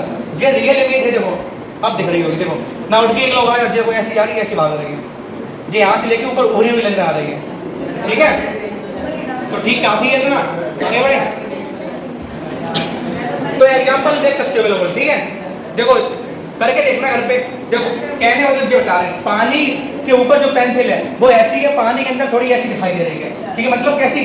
जो भी मतलब रास्ते से भटक रही है, निकलना चाहिए इसे सीधा, और निकल कैसी रही है? थोड़ी हटके निकल रही है, मतलब अपने मार्ग से कैसी हो रही है? विचलित हो रही है। समझ में आ गया? बोर तो ना हो रही है, बोर की व्यवस्था रखी है। और इसमें अभी तो हमसे स्लाइड हुई, कितनी बार की है? 20 बार की है। तो ठीक है, रिफ्लेक्शन ऑफ लाइट, प्रकाश का अपवर्तन समझ में आ गया? आगे बढ़े, मजा आ रहा है नहीं आ रहा? तो ठीक है, तो समझ में आ गया प्रकाश का अपवर्तन। देखो, तीसरी आंख खोलेंगे अपना। हाँ, तीसरी आंख खुली है, देख रहा? रियल इमेज कौन सी है? जेवाली। भटक कौन से गया? जेवाली। समझ में आ गया? अब अपवर्तन के नियम देखते हैं। अपवर्तन के नियम क्या होंगे बताओ? प्रकाश के अपवर्तन के नियम, इसके कितने नियम होते हैं? प्रकाश के परावर्तन कितने नियम थे? 2। तो इसके नियम कितने हो जाएंगे? 2। देखो, ये कौन सी किरण है? आपतित किरण। ये कौन सी है? अपवर्तित किरण। तो ये वाला कौन सा कोण हो जाएगा? आपतित किरण के बगल वाला आपतन कोण। आपतन कोण यानी कि आई। ये कौन सा किरण कोण हो जाएगा? अपवर्तन कोण। कौन सा कोण हो जाएगा? अपवर्तन कोण। ठीक है, ये कौन सा हो गया? आपतन कोण आई। ये कौन सा हो गया? अपवर्तन कोण आर। अब नियम की बात करते हैं। पहला नियम क्या कहता है? आपतित किरण, अपवर्तित किरण तथा अभिलंब तीनों एक ही तल में होते, बिल्कुल सेम टू सेम नियम। वहां क्या था? परावर्तन था तो परावर्तित किरण आ गई, यहाँ अपवर्तन है तो अपवर्तित किरण आ गई। ठीक है, तो आपतित किरण, अपवर्तित किरण तथा अभिलंब तीनों एक ही तल में होते हैं। पहला नियम ये कहता है। ठीक है, लिखने की आवश्यकता है? लिखना चाहो लिख लेना, वीडियो देख देख के लिख लेना। आपतित किरण, अपवर्तित किरण, अभिलंब तीनों एक ही तल में होते हैं। पहला नियम ये कहता है। ठीक है, देखो ये क्या मतलब? उसमें क्या घटना थी? प्रकाश के परावर्तन वाले उसी माध्यम आ रही, वापस लौट रही थी। तो ये वाला कोण हमने किसके इसके बराबर कर दिया था। अब इसमें कौन सी घटना घटित हो रही है? इसके एक आ रही प्रकाश किरण वापस जा रही है, मतलब ये कोण आई है, ये कोण आर है। तो ऊपर कौन से कोण लग रहा? आई। ये डिवाइडर लगा, नीचे डिवाइडर लगा दो। आर क्या है? आर। तो मतलब कहने का मतलब आई और कैसा रहेगा? अनुपात में रहेगा। इधर आ जाओ, देखो किन्हीं दो माध्यमों के लिए, माध्यम कितने यहाँ पर? 2 माध्यम, सघन और विरल। तो किन्हीं 2 माध्यमों के लिए आपतन कोण की ज्या sin i तथा अपवर्तन कोण की ज्या sin r का अनुपात सदैव नियत रहता है। तो दूसरा नियम कहता है sin i upon sin R equal to नीतान। ठीक है, दूसरा नियम कहता है किन्हीं दो माध्यमों के लिए आपतन कोण की दिशा sin i तथा अपवर्तन कोण की दिशा sin r का अनुपात सदैव नियत रहता है। इसे पहले माध्यम के सापेक्ष दूसरे माध्यम का अपवर्तनांक या स्नेल का नियम भी कहते हैं। ठीक है, समझ में आ गया? स्नेल का नियम भी कहते हैं। समझ में आ गया कि नहीं आ गया? तो स्नेल का नियम क्या हो जाएगा? sin i upon sin r equal to नीतांक। नीतांक कोई सी आ सकता है, कोई सा भी अपवर्तनांक आ सकता है। तो नीतांक हमने लिख के छोड़ दिया क्योंकि नीतांक कोई भी आ सकता है। तो पहला नियम क्या बताया? आपतित किरण, अपवर्तित किरण तथा अभिलंब तीनों एक ही तल में होते हैं। दूसरा नियम क्या बताया? आपतन कोण की ज्या sin i तथा अपवर्तन कोण की ज्या sin r का अनुपात सदैव नियत रहता है। इसे पहले माध्यम के सापेक्ष दूसरे माध्यम का अपवर्तनांक या स्नेल का नियम भी कहते हैं। अपवर्तनांक, अपवर्तन खत्म, प्रकाश का अपवर्तन। तो अपवर्तन की डेफिनेशन पढ़ चुके हैं, नियम पढ़ चुके हैं, खत्म हो गया। ठीक है, आगे बढ़े। अब बात करते हैं अपवर्तनांक एवं प्रकाश की चाल में संबंध। तो छूट रहा है ना?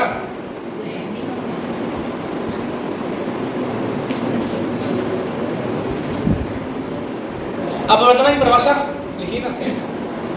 देखो, अपवर्तनांक की परिभाषा पहले समझ लो, तब प्रकाश की चाल समझते हैं। ठीक है, अपवर्तनांक की परिभाषा क्या होती है?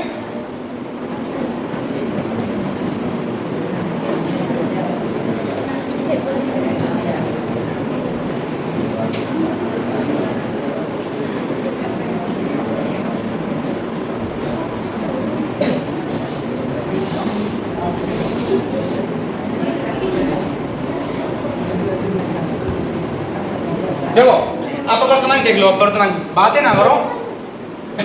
अपवर्तनांक पहले, अपवर्तनांक और प्रकाश चाल के संबंध के लिए पहले जो पढ़ लो अपवर्तनांक क्या होता है। ठीक है, तो अपवर्तनांक क्या होता है? निर्वात में प्रकाश की चाल तथा माध्यम में प्रकाश की चाल के अनुपात को क्या कहते हैं? अपवर्तनांक कहते हैं। इसे स्मॉल n से प्रकट करते हैं। तो अपवर्तनांक की परिभाषा क्या हो जाएगी? निर्वात में प्रकाश की चाल तथा माध्यम में प्रकाश की चाल को के अनुपात को अपवर्तनांक कहते हैं। ठीक है, समझ में आ गया? निर्वात में प्रकाश की चाल तथा माध्यम प्रकाश की चाल के अनुपात को अपवर्तनांक कहते हैं। फॉर्मूला बता पाओगे? बताओ। स्मॉल n बराबर c अपॉन v। ये क्या है? प्रकाश की चाल, और ये क्या है? वेग। ठीक है, तो n बराबर c अपॉन v। तो अपवर्तन मतलब समझ लिया। अब बात करते हैं अपवर्तनांक यानी कि स्मॉल n प्रकाश की चाल यानी कि c में क्या संबंध हो जाएगा? है संबंध तो लिख दिया आपने, कई संबंध हो जाएगा, नहीं हो जाएगा? n बराबर c अपॉन v। तो n क्या यहाँ पर अपवर्तनांक, c क्या है यहाँ पर? प्रकाश की चाल। समझ में आ गया? आगे बढ़े। तो एक पॉइंट और नोट में दिया है, लाल रंग के प्रकाश का अपवर्तनांक कैसा होता है? सबसे कम। लाल का अपवर्तनांक जो होगा वो कैसा होगा? सबसे कम। और बैंगनी का कैसा होगा? बैंगनी का सबसे अधिक। ये किसकी बात हो रही? अपवर्तनांक की। अपवर्तनांक। ठीक है, तो जो अपवर्तनांक होगा लाल का कैसा होगा? सबसे कम। और बैंगनी का कैसा होगा? सबसे अधिक अपवर्तनांक। ठीक है, तो प्रकाश की चाल और अपवर्तनांक संबंध समझ आ गया। n बराबर c अपॉन v। अब कुछ इंपॉर्टेंट अपवर्तनांक क्या है वो देख लेते हैं। प्रमुख पारदर्शी माध्यम, पारदर्शी मतलब आर पार देख सके, तो प्रमुख पारदर्शी माध्यम में अपवर्तनांक तो वायु में कितना होगा? 1.003। तो 1.003 का सृष्टि आ रही है, तो फिर ध्यान दो बोर्ड पे दूसरी ना आएगी। तो बर्फ का क्या हो जाएगा? 1.31। जल का क्या हो जाएगा? ठीक है, और एल्कोहल का क्या हो जाएगा? कैरोसिन का क्या हो जाएगा? खनिज नमक का क्या हो जाएगा? कांच का,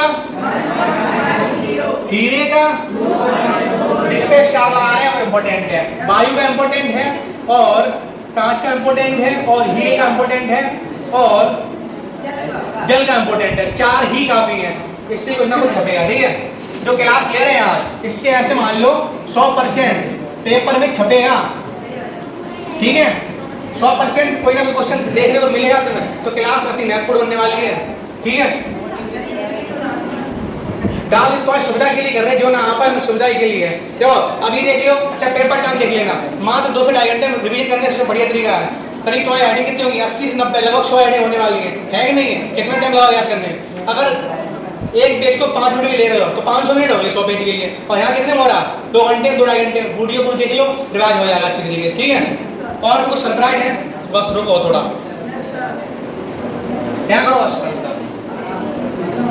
देखो मोटिवेशन लाइन दी है, असफलता एक चुनौती है, जो तुम्हारी कमी रह जाती है, मतलब जो तुम्हें बार बार प्रयास करने पर असफलता मिलती है, तो वो क्या है? चुनौती है। ठोकर लगी तभी तुम जान पाओ, ठोकर लगी कहीं ना कहीं कमियां रह रही हैं। तो असफलता एक चुनौती है, इसे स्वीकार करो।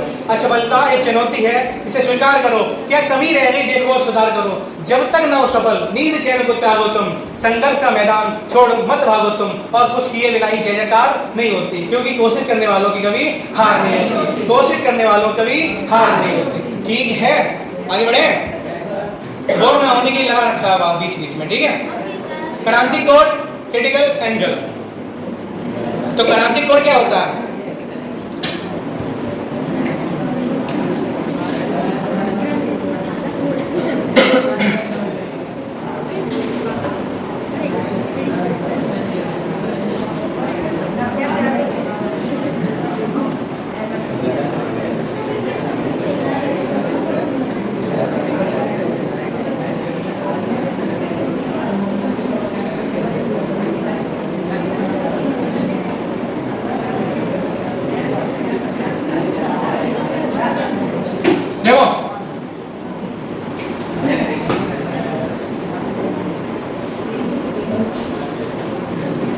इसकी क्या परिभाषा बन सकती है? क्रांति कोण, क्रिटिकल एंगल। तो क्या बनेगी परिभाषा? ऊपर बना दिया हमने सघन माध्यम, नीचे बना दिया विरल माध्यम, ठीक है। तो ऊपर क्या है? सघन माध्यम, नीचे क्या है? विरल माध्यम। ये क्या आई यानी कि आप लोग क्या कर रहे हो? सही से बैठो तसल्ली से, है मतलब इतना बढ़िया 2 घंटे भंडारा चल रहा, तुम व्यवस्था भंग कर रहे हो, है? तो ये क्या चल रहा है? व्यवस्था सब है। रुको तो अभी कितनी स्लाइड हुई है? 32 स्लाइड हुई है, अभी 49 बाकी है, मतलब 49 लास्ट है। देखो ये क्या है? आपतन कोण है, आर क्या है? अपवर्तन कोण है। ऊपर क्या है? सघन माध्यम, नीचे क्या? विरल माध्यम। इतना जान लिया। अब क्रांति कोण क्या होता है वो जानो। सघन माध्यम में, बिल्कुल ध्यान दो बोर्ड पे, सघन माध्यम में वना बह आपतन कोण। सघन माध्यम कौन सा कोण बन रहा है? आपतन कोण। विरल माध्यम कौन सा कोण बन रहा है? अपवर्तन कोण। तो सघन माध्यम में बना बह आपतन कोण, जिसके लिए विरल माध्यम में अपवर्तन कोण का मान 90 अंश होता है, फलाना कोण कहलाता है? क्रांति कोण कहलाता है। सघन माध्यम में बना वह आपतन कोण जिसके लिए विरल माध्यम में अपवर्तन कोण का मान 90 अंश होता है, क्रांति कोण कहलाता है। इसे कैपिटल सी से प्रकट करते हैं। It is denoted by capital C. सघन माध्यम में बना वह आपतन कोण जिसके लिए विरल माध्यम में अपवर्तन कोण का मान 90 अंश होता है, क्रांति कोण कहलाता है। इसे कैपिटल सी से प्रकट करते हैं। ये बताओ तो ईमानदारी से बताना, जो चैप्टर हम लगातार कर रहे 4-5 दिन से प्रचार चल रहा है, तो 100% किसे याद है? पूर्णतः पढ़ के आया कोई पूरा चैप्टर? ईमानदारी से बताओ, पढ़ के आया? क्यों ना पढ़ के आए थे? चलो कोई बात नहीं, याद हो रहा है यहाँ पर? ये बताओ याद हो रहा पूर्णतः 100%? तो एक बार और बताएं क्या? एक बार और बताएं क्या? आगे बढ़े? हो गया? आगे बढ़े? ठीक है। 34वीं स्लाइड। पूर्ण आंतरिक परावर्तन कोण। पूर्ण आंतरिक परावर्तन कोण, ठीक है। एक दूसरे से परिभाषा कैसे रिलेटेड है? तो इसमें क्या है? ये हमने बना दिया आपतन कोण, ये हमने ले लिया आपतन कोण आई। क्या ले लिया? आई। इधर बना लिया हमने क्रांति कोण। क्रांति कोण किससे प्रकट करते हैं? सी से, ठीक है। तो आई और सी। देखो आपतन कोण क्या है? आई, और क्रांति कोण क्या है? सी। तो परिभाषा क्या बनेगी? यदि आपतन कोण का मान, देखो यदि आपतन कोण का मान क्रांति कोण से थोड़ा भी अधिक बढ़ाया जाए, ऊपर का मतलब बढ़ा रहे हैं और नीचे का मतलब घटा रहे हैं, तो यदि आपतन कोण का मान क्रांति कोण से थोड़ा भी अधिक बढ़ाया जाए तो प्रकाश विरल माध्यम में ना जाकर वापस सघन माध्यम में ही लौट आता है। तो मतलब विरल में जाएगा, विरल माध्यम में प्रकाश नहीं आने वाला है, तो जाएगा किसमें? जाएगा सघन माध्यम में लौट आता है। ठीक है, क्रॉस का मतलब नहीं जा रहा है, सगन टिक का मतलब आ रहा है। तो परिभाषा क्या बनी, यदि आपतन कोण का मान क्रांतिक कोण से थोड़ा भी अधिक बढ़ाया जाए तो प्रकाश विरल माध्यम में न जाकर वापस सघन माध्यम में लौट आता है। इस घटना को पूर्ण आंतरिक परावर्तन कोण कहते हैं। यदि आपतन कोण का मान क्रांतिक कोण से थोड़ा भी अधिक बढ़ाया जाए तो प्रकाश विरल माध्यम में न जाकर वापस सघन माध्यम में लौट आता है। इस घटना को पूर्ण आंतरिक परावर्तन कोण कहते हैं। बताओ कोई दिक्कत? आगे बढ़े? याद हो गई? कैसे बना दिया रफली टैब, इससे क्या जल्दी याद हो जाएगी। मैं 4-5 लाइनें होंगी, लिखते लिखते पागल हो जाओगे। अगली है इसकी शर्तें, पूर्ण आंतरिक परावर्तन कोण की शर्तें। देखो पहली शर्त क्या, उसमें क्या बता रहे थे, प्रकाश विरल में नहीं जा रहा था, किसमें आ रहा था, सघन में जा रहा। तो इसका अपोजिट पहला शर्त क्या हो जाएगी, प्रकाश सघन माध्यम से, सघन से कहां जाना है, विरल में जाना चाहिए। तो प्रकाश सघन माध्यम से विरल माध्यम में जाना चाहिए। पहली शर्त क्या कहती है, प्रकाश सघन माध्यम से विरल माध्यम में जाना चाहिए। जो आपतन कोण है, जो उसमें क्या था, आपतन कोण का मान हम बढ़ा रहे थे, ठीक है, बढ़ा रहे थे मतलब शर्त थी। तो इसमें क्या, आपतन कोण का मान क्रांतिक कोण से अधिक होना चाहिए, प्रॉपर अधिक होना चाहिए। उसमें क्या मतलब थोड़ा अधिक बोल रहा था, इसमें क्या प्रॉपर अधिक ही होना चाहिए। तो आपतन कोण का मान, आपतन कोण का मान क्रांतिक कोण से अधिक होना चाहिए। ठीक है, इसका मतलब जिस तरह वो खुला है वो बड़ा है, जिसकी तरफ नोक है वो छोटा है। तो पहली शर्त क्या कहती है, प्रकाश सघन माध्यम से विरल माध्यम में जाना चाहिए। प्रकाश सघन माध्यम से विरल माध्यम में जाना चाहिए। आपतन कोण का मान क्रांतिक कोण से अधिक होना चाहिए। समझ में? दोनों नियम, वो दोनों शर्तें होंगी क्लियर? आगे बढ़े।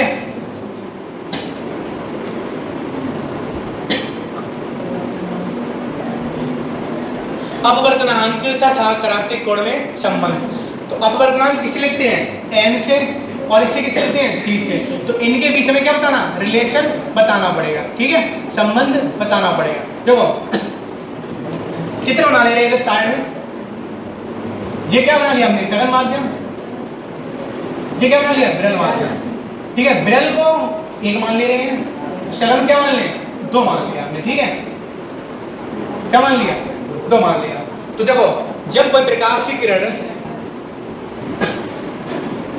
देखो हमने मान लिया विरल माध्यम को 1, सघन माध्यम को 2 मान लिया। तो जब कोई प्रकाश की किरण सघन माध्यम 2 से विरल माध्यम में 1 में आ रही है, जब कोई प्रकाश की किरण सघन माध्यम 2 से विरल माध्यम 1 में आ रही है, तो विरल माध्यम के सापेक्ष सघन माध्यम का अपवर्तनांक, वो हाँ विरल माध्यम सापेक्ष, वो सघन माध्यम सापेक्ष विरल माध्यम का अपवर्तनांक, मतलब कि सघन के, देखो सघन से किसमें जा रही है, विरल में जा रही है। तो 2 से मतलब 1 में जा रही है। तो 2n1 बराबर क्या हो जाएगा, स्नेल का नियम लगा दो। क्या लगा दो, स्नेल का नियम। ये कौन सा कोण है, I, ये कौन सा कोण है, R। ठीक है, तो इनका अनुपात कैसे हो जाएगा, बराबर हो जाएगा। कौन बाबा आएगी, साइन बाबा।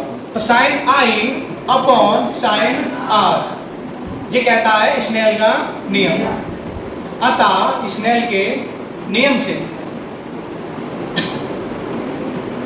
ठीक है, तो हमने क्या किया, सघन माध्यम को क्या 2 मान लिया, विरल माध्यम को 1 मान लिया। जब कोई प्रकाश की किरण सघन माध्यम से विरल माध्यम में जा रही है, मतलब सघन माध्यम 2 से विरल माध्यम 1 में जा रही है, तो 2 के सापेक्ष 1 का अपवर्तनांक, 2 का मतलब सघन माध्यम के सापेक्ष, क्या अपवर्तनांक के सापेक्ष, 1 का मतलब क्या है, विरल माध्यम। तो 2 के सापेक्ष 1 का अपवर्तनांक। स्नेल का नियम क्या कहता है, sine I upon sine R equal to नीतांक। ये नीतांक का काम कर रहा है, अपवर्तनांक है, हमने कहा था अपवर्तनांक कुछ भी आ सकता है। तो यहाँ पर क्या करेंगे, देखो I की जगह क्या लिखेंगे हम, I की जगह मान लो क्रांतिक कोण, क्रांतिक कोण के संबंध बता रहे हैं, तो I की जगह मान लिया हमने क्या, C। तो I को हमें खत्म करना पड़ेगा, C लाना पड़ेगा। C लाएगा, जब हमें क्रांतिक कोण C में संबंध बताना तो C लाना पड़ेगा। तो I की जगह C रखेंगे और R की जगह क्या रखेंगे, 90 अंश रखने वाले हैं। ठीक है, तो इधर आ जाओ, 2n1 यानी कि 2 के सापेक्ष 1 का, बातें लगाओ तुम, बातें करने लगो, बातें ना करो बिल्कुल। साइन I तो क्या हो जाएगा, sine C upon sine R, वो साइन R की जगह 90 है। ठीक है, तो आगे बढ़ा दे रहे इधर, तो 2n1 बराबर साइन C अपॉन साइन 90 की वैल्यू कितनी होती है, साइन 90 की वैल्यू बताओ पड़ोसी कितनी, 0। तुम बता दो, 0 लिख दो, बताओ ना कितनी होती है, 0 का बता रहे तुम, मैं होना तुम्हारे पास साइन 0 ना, साइन 90 का पूछ रहे हैं, तुम घुमा रहे हो बात पर। साइन 90 की वैल्यू 1, साइन 90 क्या लिखेंगे यहाँ पर 1। ठीक है, देखो इसे उल्टा करेंगे तो ये भी उल्टा हो जाएगा। अभी क्या चल रहा है, 2 के सापेक्ष है, अब चलेगा 1 के सापेक्ष। ठीक है, तो 1 के सापेक्ष चलेगा तो क्या आ जाएगा 1 and 2 मतलब विरल के सापेक्ष सघन का अपवर्तनांक, तो क्या हो जाएगा 1/sin c। ठीक है, उल्टा कर दिया हमने, 2 के सापेक्ष था, अब 1 के सापेक्ष 2 में कर दिया तो 1/sin c हो गया। ये निकला अपवर्तनांक तथा क्रांतिक कोण में संबंध निकल आया। तो 1 and 2 बराबर 1/sin c। किसमें संबंध होता है, अपवर्तनांक एवं क्रांतिक कोण में संबंध। 1 and 2 बराबर 1/sin c। ठीक है, आगे बढ़े। आओ एक बता पाओगे अगर मैं कुछ पूछूं तो, हमने यहां पर लिया एक और दो, अगर हम पूछें वायु के सापेक्ष कांच का अपवर्तनांक बता पाओगे, बताओ कौन बताएगा, इनके बीच ही संबंध बताओ ना, वायु के सापेक्ष कांच का अपवर्तनांक। जब प्रकाश किरण वायु से कांच में जा रही हो तो उसका अपवर्तनांक तथा क्रांतिक कोण में क्या संबंध हो जाएगा, बताओ बताओ। 25 समझ चाहिए कि आवाज, ये क्या एयर यानी कि ए के सापेक्ष मतलब एन और कांच मतलब गिलास, तो ए एन जी बराबर क्या हो जाएगा, संबंध क्या होता है 1/sin c। तो 1/sin c संबंध क्या निकला, जब प्रकाश की किरण वायु से कांच में जा रही है तो वायु के सापेक्ष कांच का अपवर्तनांक क्या हो जाएगा ए एन जी बराबर 1/sin c। ठीक है, करेक्ट है। आगे कुछ इंपोर्टेंट फैक्ट देखो, क्रांतिक कोण की बात करेंगे। जब कांच कहा जा रहा है, कांच प्रकाश की किरण कांच से वायु में जा रही हो, जब प्रकाश की किरण कांच वायु के लिए क्या हो जाएगा क्रांतिक कोण, कांच और वायु के लिए क्रांतिक कोण क्या हो जाएगा 41 डिग्री 49 सेकंड है मिनट, कांच वायु के लिए 41 डिग्री 49 मिनट हो जाएगा। ठीक है, जल और वायु के लिए क्रांतिक कोण क्या हो जाएगा 49 डिग्री 48 डिग्री 39 मिनट। अब उसमें क्या होता है तुमने अपवर्तनांक देखो, अपवर्तनांक और इसमें क्या संबंध होता है क्रांतिक कोण में 1/c, मतलब एक दूसरे कैसे होते हैं, विपरीत बात नहीं होते। जिसका अपवर्तनांक अधिक होगा उसका क्रांतिक कोण कैसा होगा, कम होगा। उसमें हमने बताया था लाल रंग का अपवर्तनांक सबसे कम होता है, किसने बताया था अपवर्तनांक, तो लाल का कम होगा अपवर्तनांक, तो इसका कैसा हो जाएगा अधिक हो जाएगा। मतलब एक दूसरे कैसे उल्टे हैं, जिसका अपवर्तनांक कम होगा क्रांतिक कोण उसका अधिक होने वाला है, जिसका कम होगा उसका अधिक हो जाएगा। तो यहाँ पर क्या कांच और वायु के लिए क्रांतिक कोण इतना दे दिया, जल वायु के लिए क्रांतिक कोण इतना दे दिया, और लाल प्रकाश के लिए क्रांतिक कोण कितना है सबसे अधिक होता है। लाल के लिए क्रांतिक कोण तो सबसे अधिक होता है लेकिन अपवर्तनांक सबसे कम होता है। ठीक है, कंफ्यूज ना होगे, कंफ्यूज हो जाए तो रिलेशन निकाल लेना, n प्रोपोर्शनल 1/c, मतलब n और c कैसे एक दूसरे के अपोजिट यानी कि उल्टे हैं। तो लाल की प्रकाश का अपवर्तनांक सबसे अधिक सबसे कम और क्रांतिक कोण सबसे अधिक होता है। अब बैगनी के लिए क्या हो जाएगा क्रांतिक कोण सबसे कम, अपवर्तनांक कैसा अधिक हो जाएगा। ठीक है, दोनों में अंतर कंफ्यूज ना होगे, कंफ्यूज के लिए वो व्यवस्था है ऑलरेडी। अब बात करते हैं लेंस, दिख रहा है लेंस, तो लेंस क्या बवाल है ये देखो, लेंस दिख रहा है ये, तो लेंस की परिभाषा क्या बनेगी कि ये वाला निकालना बड़ा वाला,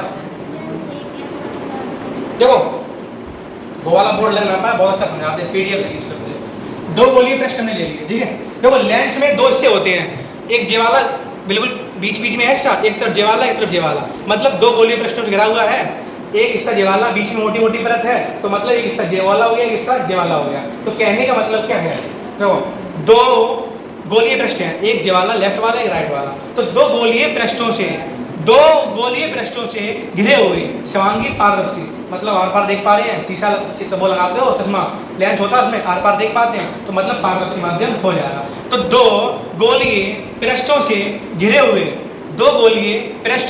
हुए समांगी पारदर्शी माध्यम को लेंस कहते हैं। 2 गोलीय देखो कैसे हैं, 2 गोलीय हैं समांगी हैं पारदर्शी, 3 चीजें हैं, 2 गोलीय समांगी पारदर्शी, तो 2 गोलीय समांगी पारदर्शी माध्यम को फलाना लेंस कहते हैं।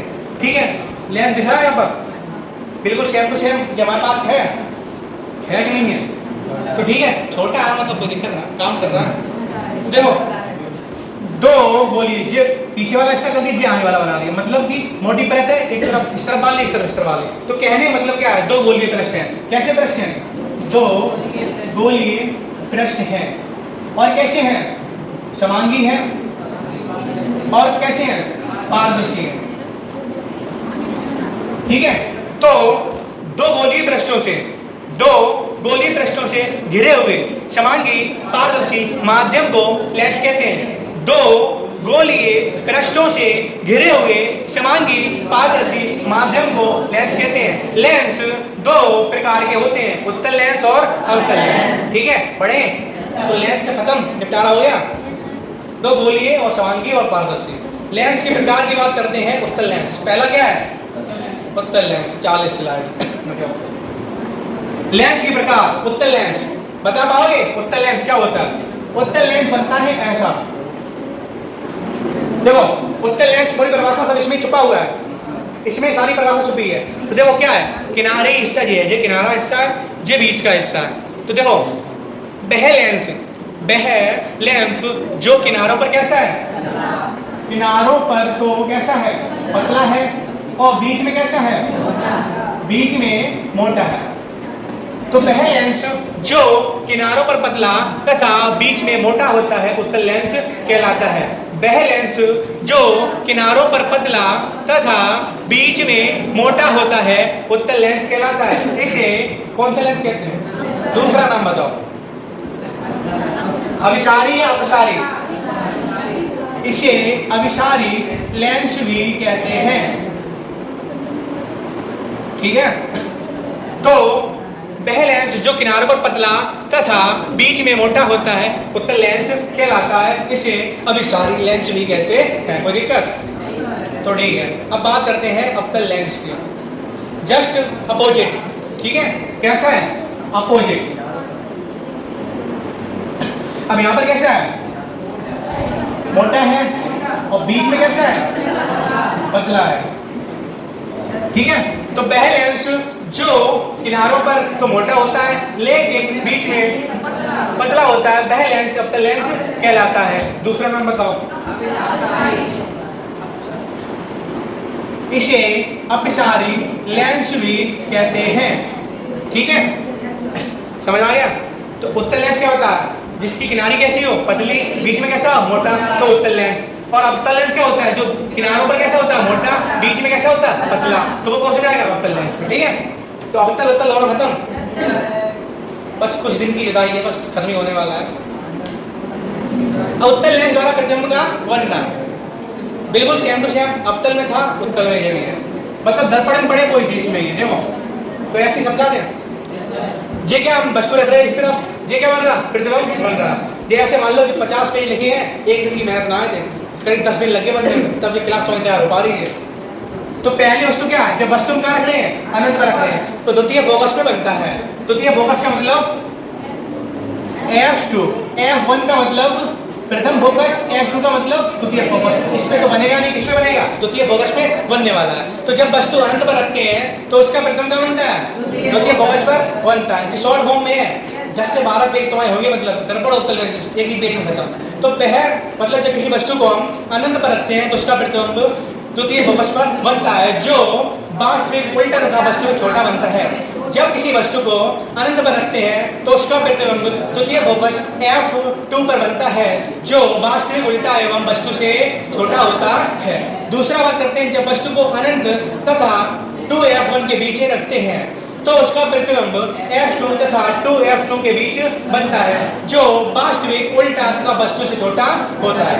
तीसरा पॉइंट है, जब वस्तु को 2F1 पर रखते हैं तो उसका प्रतिबिंब 2F2 पर बनता है, जो वास्तविक उल्टा तथा वस्तु के बराबर बनता है। ठीक है, चौथा पॉइंट है, जब वस्तु को 2F1 तथा F1 के बीच रखते हैं तो उसका प्रतिबिंब 2F1 तथा अनंत के बीच बनता है, जो वास्तविक उल्टा तथा वस्तु से बड़ा बनता है।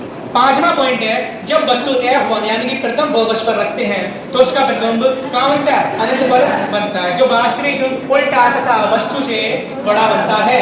छठा पॉइंट कहता है, जब वस्तु को प्रथम फोकस तथा लेंस के बीच रखते हैं तो वस्तु के ही ओर बनता है, मतलब वस्तु की तरफ ही बनता है, वस्तु की ओर बनता है। जहां वस्तु रखी है वहीं प्रतिबिंब बनने वाला है। इसमें उत्तल लेंस में है, जो कैसा होता है, सीधा, बड़ा और आभासी होता है। ऊपर वाले कैसे हैं, वास्तविक और उल्टे हैं। नीचे वाला छठा पॉइंट क्या कहता है, आभासी और बड़ा है। ऊपर वाले 5 वास्तविक और उल्टे, नीचे वाले क्या सीधे और आभासी होने वाले हैं। ठीक है, समझ में आ गया? डाल दी जाएगी पीडीएफ और कोई दिक्कत नहीं, लेकिन होगी ब्लैंक। वो वाला बोर्ड होता है पूरी पीडीएफ निकल जाती लिखी हुई। उत्तल अवतल लेंस द्वारा प्रतिबिंब का बनना, इसमें 2 पॉइंट है। उत्तल लेंस उसमें क्या था, उत्तल दर्पण में 2 पॉइंट थे, यहाँ पर क्या अवतल लेंस में 2 पॉइंट है। अवतल लेंस द्वारा प्रतिबिंब का बनना, एक तरफ वस्तु रख रहे हैं, एक तरफ प्रतिबिंब बना रहे हैं। तो जब वस्तु अनंत पर रखी तो उसका प्रतिबिंब क्या बनता है, प्रथम फोकस F1 पर बनता है। सीधा आभासी तथा बिंदु के बराबर ही बनता है, बिंदु के बराबर यानी वस्तु के बराबर, बिंदु के बिंदुवत मतलब बिंदु के बराबर ही बनता है। तो जब वस्तु अनंत पर रखते हैं प्रथम फोकस पर बनता है उसका प्रतिबिंब। दूसरा पॉइंट क्या कहता है, अनंत को छोड़ के कहीं भी रख दो, तुम कहीं भी रख दो अनंत को छोड़ के, तो अनंत को छोड़कर हम कहीं भी रख दें तो कहाँ बनेगा प्रतिबिंब, लेंस तथा प्रथम फोकस या F1 के बीच बनता है। अनंत को छोड़ के कहीं भी रख रहे हैं तो लेंस में बनेगा और क्या बनेगा, लेंस तथा प्रथम फोकस F1 के बीच बनता है। ठीक है, तो अनंत पर रख रहे हैं तो प्रथम फोकस F1 पर बनता है, और अनंत को छोड़कर कहीं भी रख दो तो कहाँ बनता है, लेंस का प्रथम फोकस पर बनता है, जो कैसा होता है, जो सीधा आभासी तथा वस्तु से छोटा बनता है। ठीक है, कोई दिक्कत यहाँ तक? अब उत्तल लेंस के लिए U, V तथा F में संबंध बताना पड़ेगा, सीधा फॉर्मूला बता दें। देखो उसमें क्या था, दर्पण वाले में था 1/F बराबर 1/V प्लस के 1/U। ये किसमें था, दर्पण वाले, और दोनों के लिए था, चाहे उत्तल दर्पण हो चाहे प्लस अवतल दर्पण हो, दोनों के लिए था। ठीक है, तो लेंस की बात करेंगे तो लेंस में क्या हो जाएगा, ओनली माइनस लग जाएगा यहाँ पर, तो क्या लगेगा 1/F बराबर 1/V माइनस के 1/U। यही तुम्हारे काम की चीज है और कोई काम की चीज नहीं है। न्यूमेरिकल करोगे तो ये फॉर्मूला यूज होने वाला है, जे इनसे कोई मतलब नहीं है। ठीक है, ये बता दिया तुमने, मतलब जे लेंस है जो कोई वस्तु रखी है ओवर डैश जिसका प्रतिबिंब बनता है आई डैश पर बनता है। ये मुख्य अक्ष है जहाँ पर क्या वक्रता केंद्र मुख्य फोकस स्थित है। ठीक है, तो वस्तु ओवर डैश रखी जिसका प्रतिबिंब बनता है आई डैश पर बनता है। फॉर्मूला याद रखो फिर 1/F बराबर 1/V माइनस के 1/U। जहाँ V क्या है, प्रतिबिंब तक की दूरी, U क्या है, वस्तु की दूरी, F क्या है, यहाँ पर फोकस दूरी होने वाली है। ठीक है, अब बात करते हैं अवतल लेंस, बिल्कुल सेम टू सेम फॉर्मूला है। फॉर्मूला क्या हो जाएगा, 1/F बराबर 1/V माइनस के 1/U। ठीक है, और कोई दिक्कत, देखिए आवर्तन वो क्या था, दर्पण वाला देखिए आवर्तन जी कौन सा है, लेंस वाला। तो लेंस वाला क्या हो जाएगा, सिर्फ वहां क्या था, दर्पण द्वारा बने प्रतिबिंब की लंबाई, यहाँ क्या हो जाएगा, लेंस द्वारा बने प्रतिबिंब की लंबाई। तो यहाँ पर क्या है, प्रतिबिंब की लंबाई तथा वस्तु की लंबाई। ठीक है, तो रेखीय आवर्तन क्या हो जाएगा, इसे स्मॉल एम से प्रकट करते हैं। वहां क्या है, दर्पण द्वारा बने, यहाँ क्या लेंस द्वारा बने प्रतिबिंब की लंबाई तथा वस्तु की लंबाई के अनुपात को लेंस का रेखीय आवर्तन कहते हैं, इसे स्मॉल एम से प्रकट करते हैं। तो दर्पण द्वारा लेंस द्वारा बने प्रतिबिंब की लंबाई तथा वस्तु की लंबाई के अनुपात को लेंस का रेखीय आवर्तन कहते हैं, इसे स्मॉल एम से प्रकट करते हैं। स्मॉल एम बराबर फॉर्मूला बताओ, स्मॉल एम बराबर I/O। ठीक है, जो भी निकलना चाहे, आई का मान निकलना चाहे निकल आएगा, ओ का मान निकल रहा निकल जाएगा। ठीक है, तो बताओ कोई दिक्कत यहाँ तक, आगे बढ़े। लास्ट हेडिंग है शायद, सारी हेडिंग हो गई तो छोटी तो ना मजा आ रहा।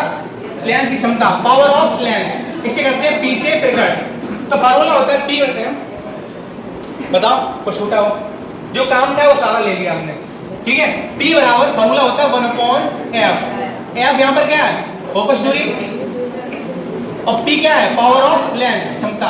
ठीक है, ये क्षमता हो गया। फॉर्मूला होता है P बराबर 1/F, ये होता है मीटर के लिए, किसके लिए होता है, मीटर के लिए, सेंटीमीटर के लिए फॉर्मूला होता है। तो P बराबर हो जाएगा 100/F, ये हो गया सेंटीमीटर के लिए। ठीक है, दो ही फॉर्मूले हैं इसमें, तो परिभाषा क्या हो जाएगी, P बराबर 1/F, यानी कि देखो जो पावर है लेंस की क्षमता, फोकस दूरी कैसी है,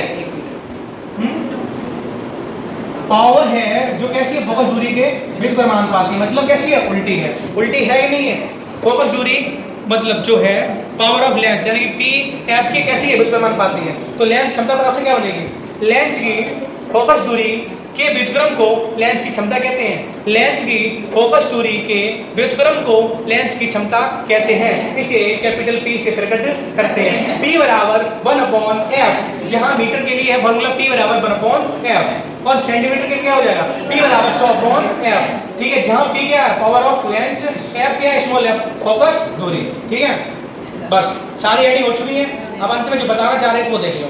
टॉपर की धांसू क्वालिटी, ये क्या है, जूम कर रहे हैं, बहुत ही बढ़िया तरीके से समझो।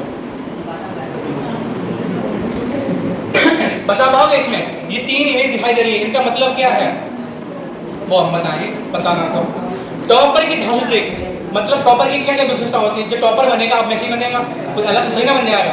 और तुम्हारे साथ ही पढ़ रहा है तो उसकी विशेषता क्या हो सकती है, वो अदर क्या कर रहा है, तुम्हारे अतिरिक्त जो और क्या काम कर रहा है, तुम भी पढ़ रहे साथ साथ, उसकी कुछ ना कुछ विशेषताएं होंगी, तभी तुमसे ज्यादा नंबर लाता है वो। तो टॉपर पहली इमेज कहती है, पहली इमेज क्या कह रही है, ये खाना खा रहा है। अभी खाने समझेंगे फिर पढ़ाई समझेंगे।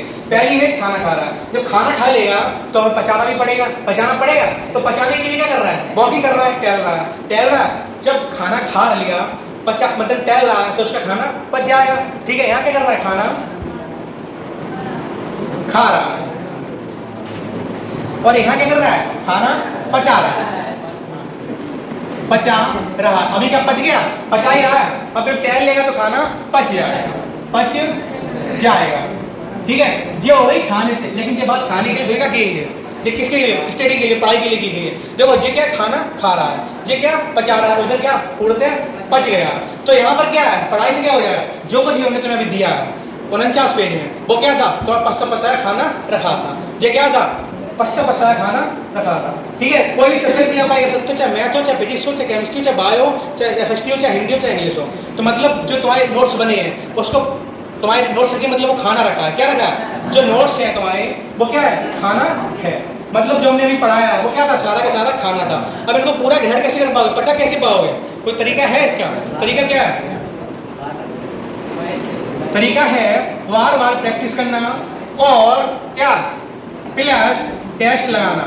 टेस्ट क्या है, MCQ हो सकते हैं और फुल टेस्ट भी हो सकता है। ठीक है, तो मतलब इससे जो खाना तो खा लोगे, नोट्स तुम्हारे बने रखे हैं हर सब्जेक्ट के, इसे पचाएंगे कैसे, इसे दिमाग में कैसे सेट करेंगे, इसकी खोपड़ी में कैसे सेट करेंगे। तो उसके लिए क्या करना पड़ेगा, बार बार हमें चीजें पढ़नी पड़ेगी, बार बार हमें रिवाइज करना पड़ेगा और बार बार इससे संबंधित पहला चैप्टर हमने पढ़ा दिया तो गूगल पे सर्च करना इससे इंपॉर्टेंट क्वेश्चन कौन कौन से बन सकते हैं और कौन कौन से पेपर जो पहले चैप्टर से आए हैं, कौन कौन सी हेडिंग आ सकती है, उनका निपटारा पूरा करना पड़ेगा तुम्हें। ठीक है, तो पहले चैप्टर जो पढ़ चुके पूर्णतः हैं तो इसके हमें बार बार प्रैक्टिस करनी पड़ेगी, इससे संबंधित MCQ लगाने पड़ेंगे और इससे संबंधित हमें फुल टेस्ट भी लगाना पड़ेगा। जो पेपर देखना प्रीवियस ईयर के, जो पहले क्वेश्चन मतलब पहले चैप्टर जो भी क्वेश्चन आए हैं वो सारे तुम्हें लगाने पड़ेंगे। तो यहाँ से जो खाना जो नोट्स है उसको हमें बार बार प्रैक्टिस करके पचाना पड़ेगा। ठीक है, अभी क्या बच गया, मान लो 10 हेडिंग है, तुमने 10 पढ़ ली, क्या 10 में से 8 पढ़ पाए तो 2 तो रह गई, वो कब बचेगी पूरी, वो तब याद होगी। मतलब 10 की 10 हेडिंग 49 पेज है, 49 पेज तुम पूरे पढ़ लो, बार बार पढ़ोगे, प्रैक्टिस करोगे, टेस्ट लगाओगे, तभी आपका खाना पूरा पच पाएगा। ठीक है, तभी आप टॉपर बन पाओगे। यहाँ पर खाना तुम्हारा पूरा पच जाएगा तभी आप टॉपर बन पाओगे। समझ गए, टॉपर की विशेषता होती है। और क्या होगा, लिखा दिया इससे मतलब नहीं होता, लिखाने से काम चलेगा नहीं चलेगा। तो लिखाने से क्या, लिखा तो सब देंगे, लिखा सबका हुआ है, लेकिन पढ़ और रहा बार बार पढ़ने से याद होता है। तो practice makes man perfect, practice करोगे तभी आदमी बेहतर बन पाएगा। तो ठीक है, प्रैक्टिस मेक्स मैन परफेक्ट, बार बार प्रैक्टिस करने से ही हमारा काम चलने वाला है। तो स्टडी प्रैक्टिस इक्वल टू खाना पच गया। जो 3 चीजें कर ली तुमने, 3 चीजें कर ली तो पेपर का सुपड़ा साफ। लिख लो यहाँ पर, पेपर का सुपड़ा साफ। 3 चीजें इंपॉर्टेंट है। ठीक है, तो बताओ कैसी लगी क्लास, अच्छी, बहुत अच्छी, 100% कितने %? तो ठीक है, पूरा चैप्टर रिवाइज हो चुका है। टाइम देखो कितना हो गया पूरे, देखो जो कहा वो हो गया।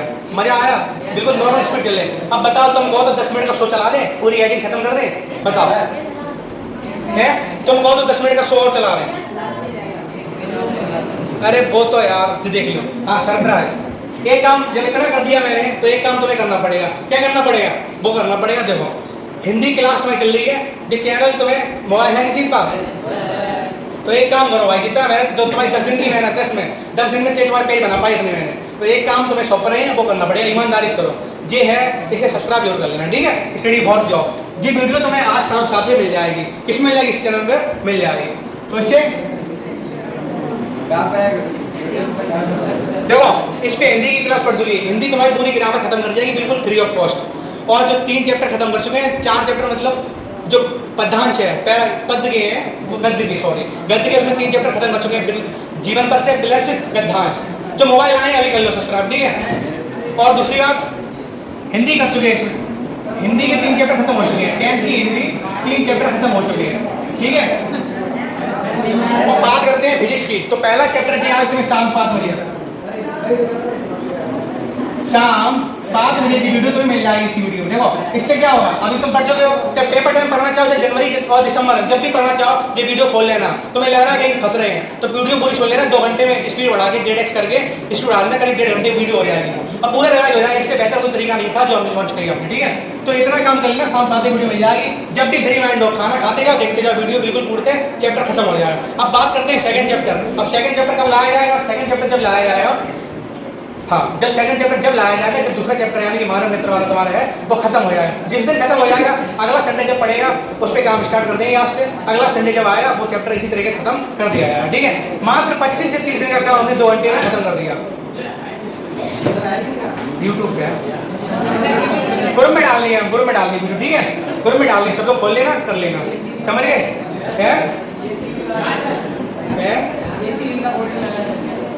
जेसीबी कहाँ है?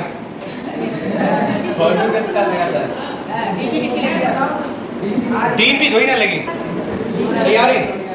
पूरा चैप्टर खत्म हो गया, रिवाइज बढ़िया तरीके और कुछ बताओ, देख लेना बार बार, मतलब दौर देख लो, पूरा चैप्टर खत्म हो जाएगा। इसी प्रकार मैं सारी हेडिंग 4 चैप्टर है, 4 चैप्टर रिवाइज करा देंगे, ठीक है। और कुछ और सब्जेक्ट कैसे चल रहे? बढ़िया लगता है, मैथ, केमिस्ट्री वाला सब चल रहे बढ़िया? हाँ, हिंदी बताओ, हिंदी तुम्हारा स्पेशल लगाने वाली क्लास ऐसी ग्रामर की चाहेंगे। टॉपिक बताओ, टॉपिक कौन कौन सा ग्रामर में? सर हम आपसे कह रहे हैं हिंदी की कोचिंग हमारे पास टाइम ना, ऐसे कर पाएंगे जब संडे वाले मिल जाए, एक दिन में एक टॉपिक खत्म। हिंदी में जो तुम्हारे रस है, रस है, संधि है, समास है, जो ऐसे खत्म कर देंगे 2 वीडियो, ठीक है। बच्चे कम है और भी हैं इसमें, तो इनके लिए सुविधा के लिए वीडियो डाल दी जाएगी, ठीक है। और जिनके पास मोबाइल चला रहे हैं सभी हो जाती है सब्सक्राइब, ठीक है। 100+ ये तुम्हारे ऊपर छोड़ रहे हैं हम, कोई दिक्कत तो ठीक है, बंद कर दो, चलो।